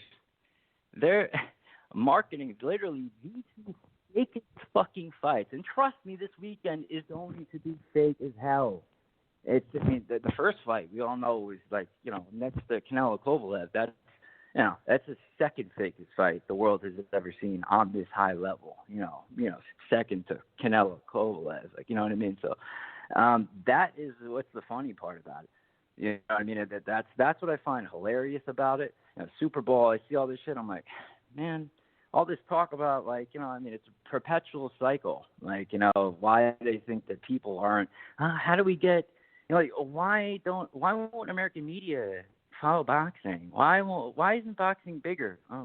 Maybe because they're not fucking idiots, guys. Because it's we see clear setups. We see guys that don't give a shit about the sport. Fighters are part of the problem too. To do this, okay? That's what it is. I mean, you got Tyson Fury, and he's been training real hard. I was thinking about this just before I called me. He's been training really, really hard for this fight. He's been real, real smart. He's been getting ready. If you notice, he's been getting ready a lot. I mean, not for a boxing fight, but he's been trained. He's been trained in the WWE and trained in the WWE the past few months by the best in the fucking world, hasn't he? He had one big ass pay-per-view fight in the WWE, didn't he? Had $10 million, didn't he? Yeah, yep. He had an appearance on one too, but he had one in. Yeah. He had a fight, and when they saw him the spots and the drills, and how to get hit by a punch and make it look like he didn't fucking get hit, and to move with the punch, So whatever he was in the first fight, expect it to be that much more difficult for you to pick up the fake shit that he's going to be doing. And trust me, it is. So it's the first interview he did. He was like, After I knock out Wilder, I'm going for Brock Lesnar. And if I was him, I would say the same thing, because I'd be laughing at everybody yo, man, that's so fucking fake. I already accomplished what I was going to accomplish. I beat Klitschko. Then I see these heavyweights here that aren't shit that I could beat in 2 seconds. Maybe not Luis Ortiz. These other guys, I could just make some money. Let's go do it. Let's go have fun, guys. Come on. This Coke story. Come on. She did a bunch of. That's a big thing. Who hasn't done cocaine and wanted to commit suicide afterwards? It's called a come down. Are you fucking kidding me? What the fuck? That's not a big deal. What the hell? Are you kidding me? I was driving out of my car. I wanted to, of course, yeah, because you just did. What the fuck? Who are you talking to? Let's be real, guys. I mean, if you've ever done it before, it's not something that you want to do again. It's not. The fuck, man. That's called a come down, dude. It's such a bullshit, but. So how are they going to play this? Since you're saying it's fixed, how's the fix going to come in then? Well, I mean, we know that the outcome is going to be it's going to be definitely worth it to throw some on the draw, because it's plus 1,800, but, and everything else is even. Over under the same as last time, midway through the 11, 10.5, I believe. But it's bank on Wilder winning by decision, but it's going to be a closer decision, similar to what Carcino said. But it's going to leave him open to either do a rematch afterwards with them or someone else. Like, it's not going to be like this last one where it's like so like crazy, like, you know what I mean? It's going to be more like, okay, if Deontay wants to fight somebody else and Tyson Fury wants to go fight somebody else, like, you know, they can do that, or they can go fight each other right afterwards. Like, you know, it's going to be one of those. That's how it's going to be. More knockdowns. That's how he's going to get the cards? He's going to score some more knockdowns? Because you don't think he's going to win this round, yeah? Well, like, no. Well, first of all, let's get that straight. I mean, about the first, because me explaining, I'm not going to break down the second fight. Explaining stuff about the first fight will explain to people like what they're doing. I mean, like, if you haven't noticed it, I mean, like, it's just like the 11 rounds. When you really think about it, Tyson Fury, he won 11 rounds. Let's not get it like, come on, like, you know what I mean, like. Hilarious how the fans. You're saying he won the 12th round because he landed 3 good punches in that last round? No. What I'm saying is he, really. I mean, if you think about it, he won 11 rounds. Like, you know what I mean? Like how Floyd won that 1 round against Judah, but technically he didn't because his glove hit the canvas. Like, you know what I mean? He was like testing. If you look at it. Yeah, like it was a fake knockdown. He didn't get hit by 1 punch, by the way. Anybody listening to this right now, it was not a knockdown. It was not a fucking knockdown. Look at it. We got it 1,000,000 times. Am I fucking blind? Like, am I the only person? It was never a knockdown. It looked like a slip, but no. He was acting like he was like he was getting knocked down. Didn't get hit by any punches, which was the same exact combination, by the way, that he happened to go down on the 12th. Same exact thing, right? That straight right, and then a fucking left hook right. Same exact shit. Like, you know, like he was testing it out. You know, decide he was like, you know, goes down like, and it was bullshit because he acted like he got knocked down, but he didn't. It looked like a slip, but he was faking it. Didn't get hit by 1 punch. Look the fucking. There's plenty of videos explaining this shit. Completely fake. So like, yeah. Okay, so you got to give away the advantage on a technicality. We know that fucking Wilder, like, what the fuck? Okay, so, I mean, like, even if you're a Wilder fan, like, you want to give him, like, maybe 1 for that. That's like being, like, whatever, the fuck. I mean, like, come on. The guy won 10, 11 fucking rounds, and then they gave it to us. So I mean, like, whatever. So, like, yeah. Wouldn't they want Fury, happen. Though? Not to interrupt you, but wouldn't they want Fury to win it so they could have a trilogy? Well, there's still, I mean, if it's that close, if it's that fucking close, oh, yeah. No, I'm not arguing with you. Yeah, it could be, for sure.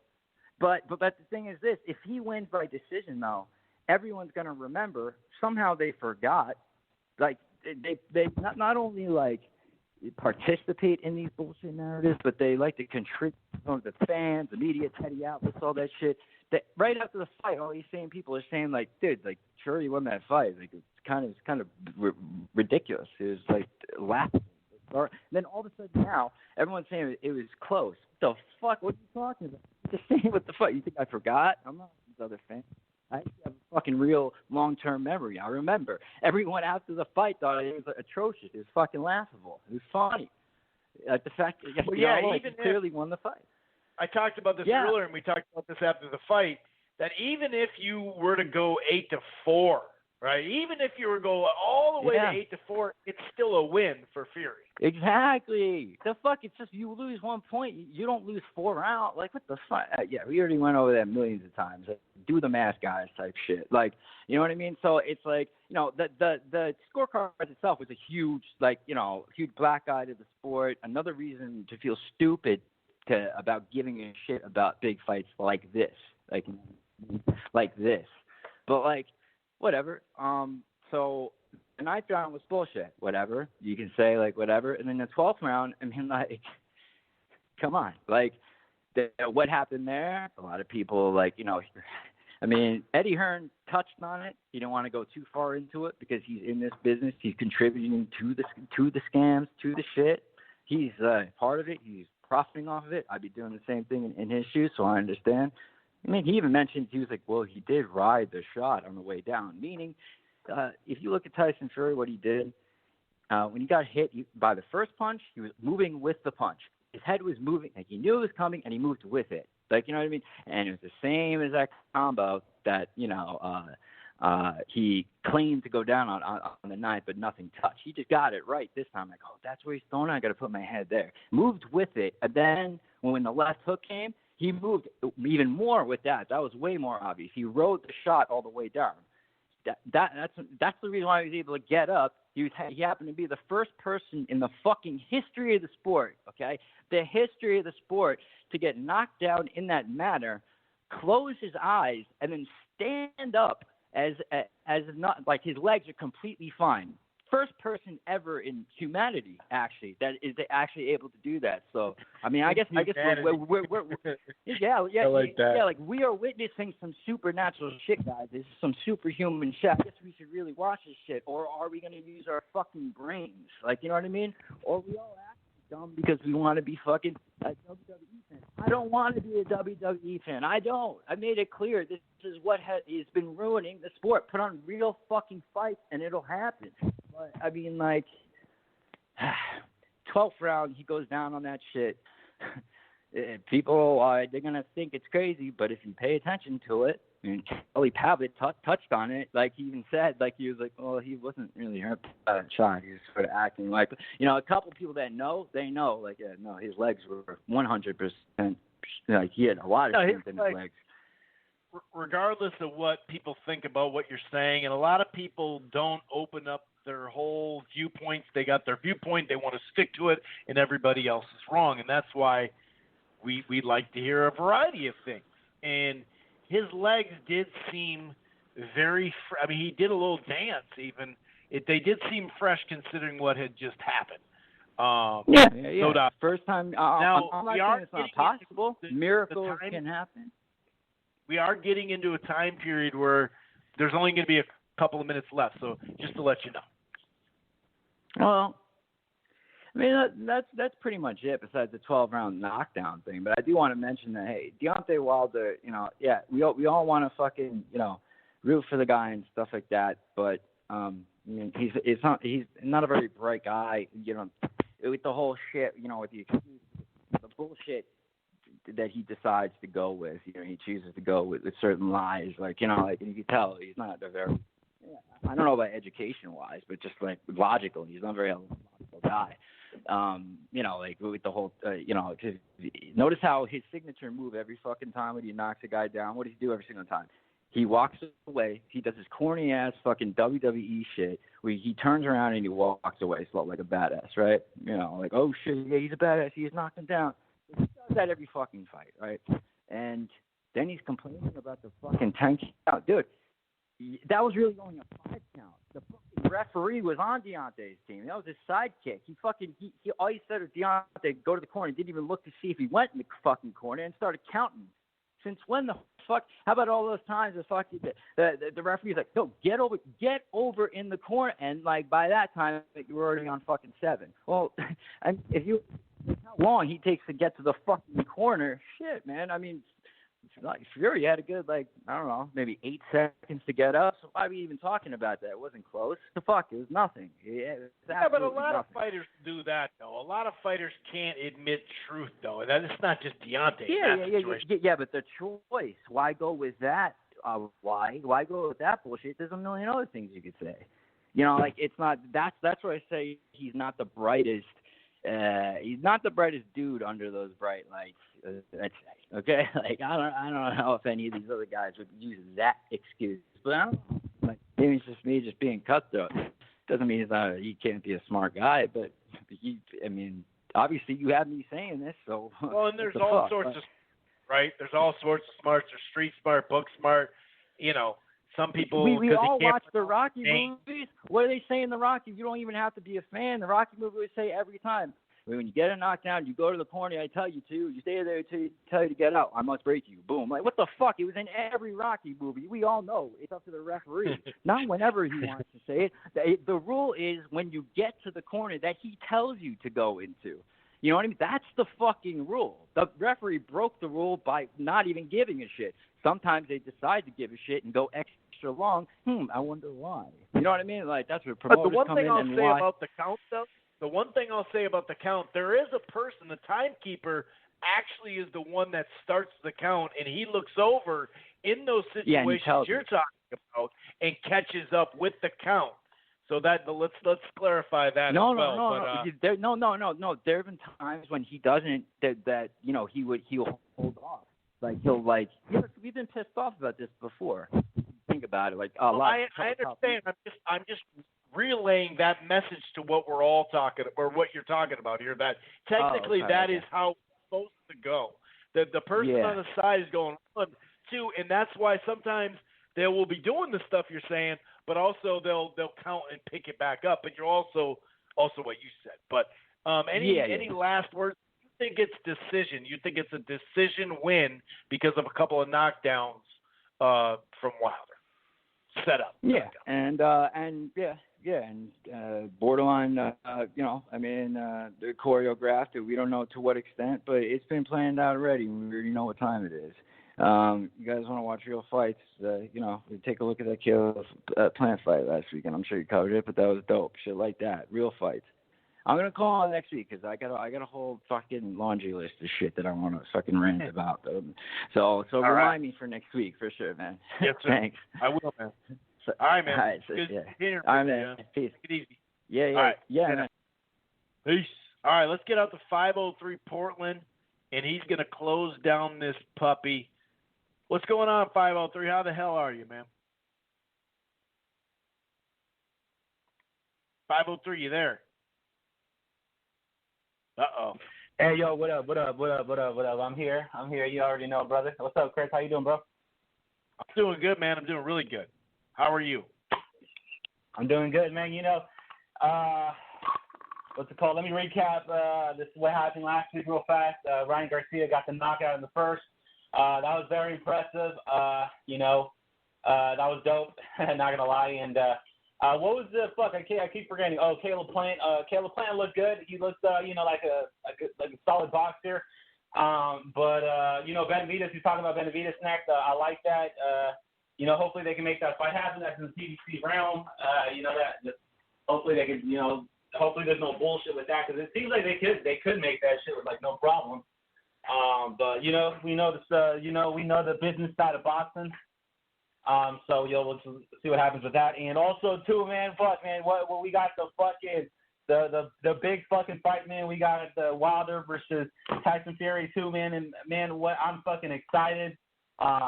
It's funny, man. I'm gonna be buying it on the Fox just because I can't stand those ESPN fucking those talking heads over there, man. I can't stand any of those fucking idiots.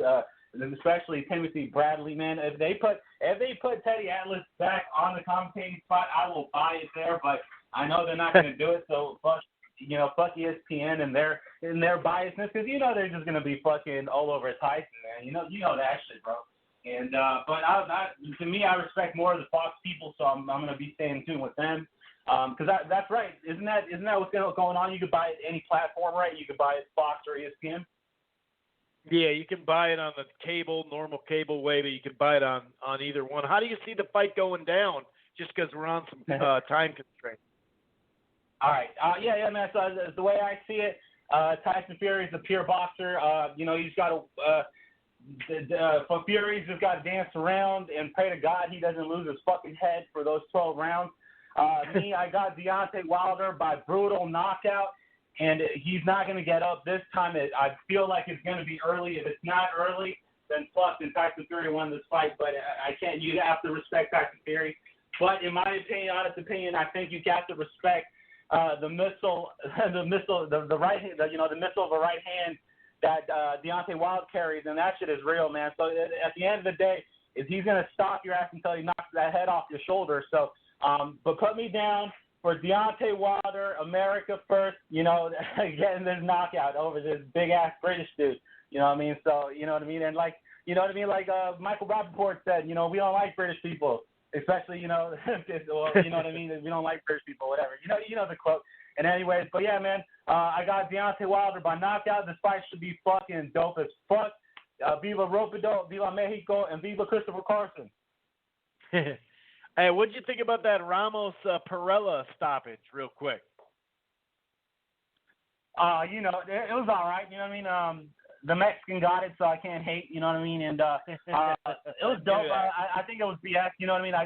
I do agree.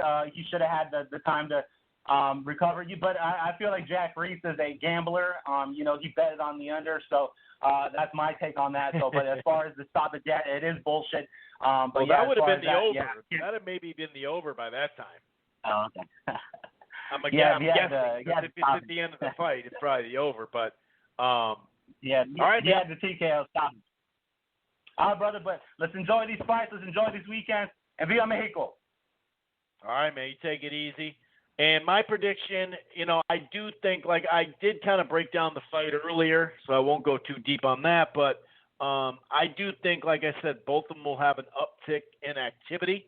I do actually believe that. I do believe that, you know, not only make someone miss, you got to make them pay, especially over here in the States. I think when Fury says that, I think he does mean that. I think we will see more southpaw, like I mentioned.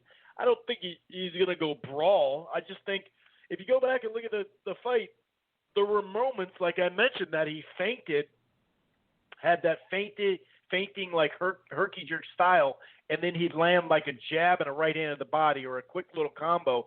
And then pivot out and kind of showcase out there, just showboat. I mean, you know, just kind of clown a little bit. There's going to be plenty of clowning, but I think he'll be on the outside and just short spots on the inside. And I do think he will tie him up at times and try to wear him down. But he even said today that he's not going to brawl. He's not face first because that doesn't make sense. And also, like I mentioned, if you're in the inside the whole time, it's a little dangerous to get that cut wide open too.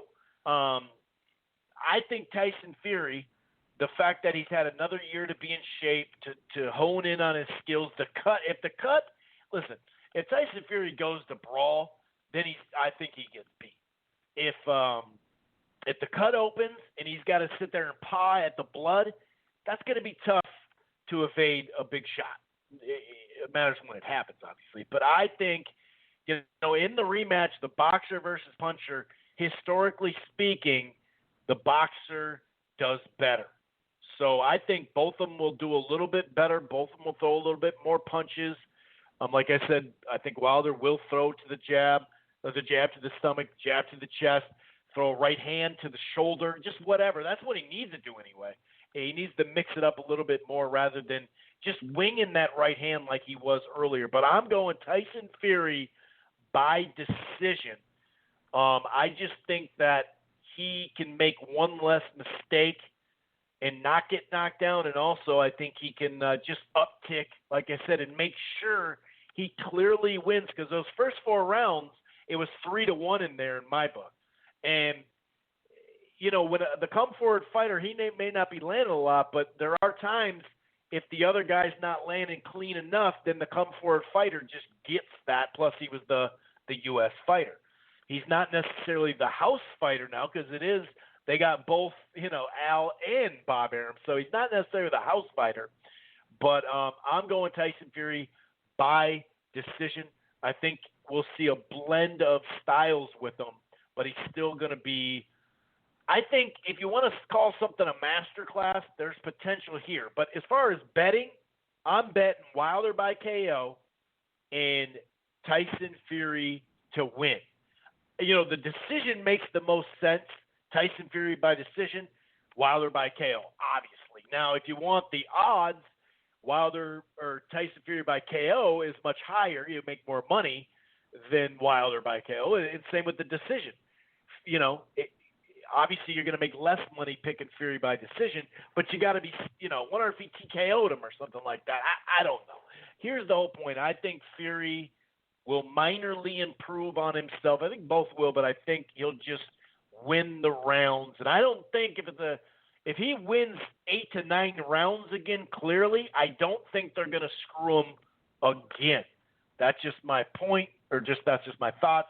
I got Tyson Fury by decision, whether it's split or majority or I don't know about all that. I got to see how the fight plays out. But I'm going to get out of here. Thanks for listening. Enjoy the fights this weekend. we'll be back next week to talk about this fight. Probably be back earlier than the Tuesday to get it in. Anyway, enjoy the fight. Peace. Once you become the world champion, I believe that you feel you have the upper hand.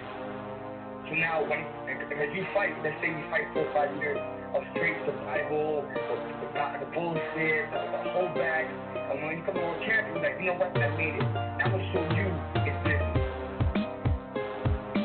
So I'm going to get every dollar worth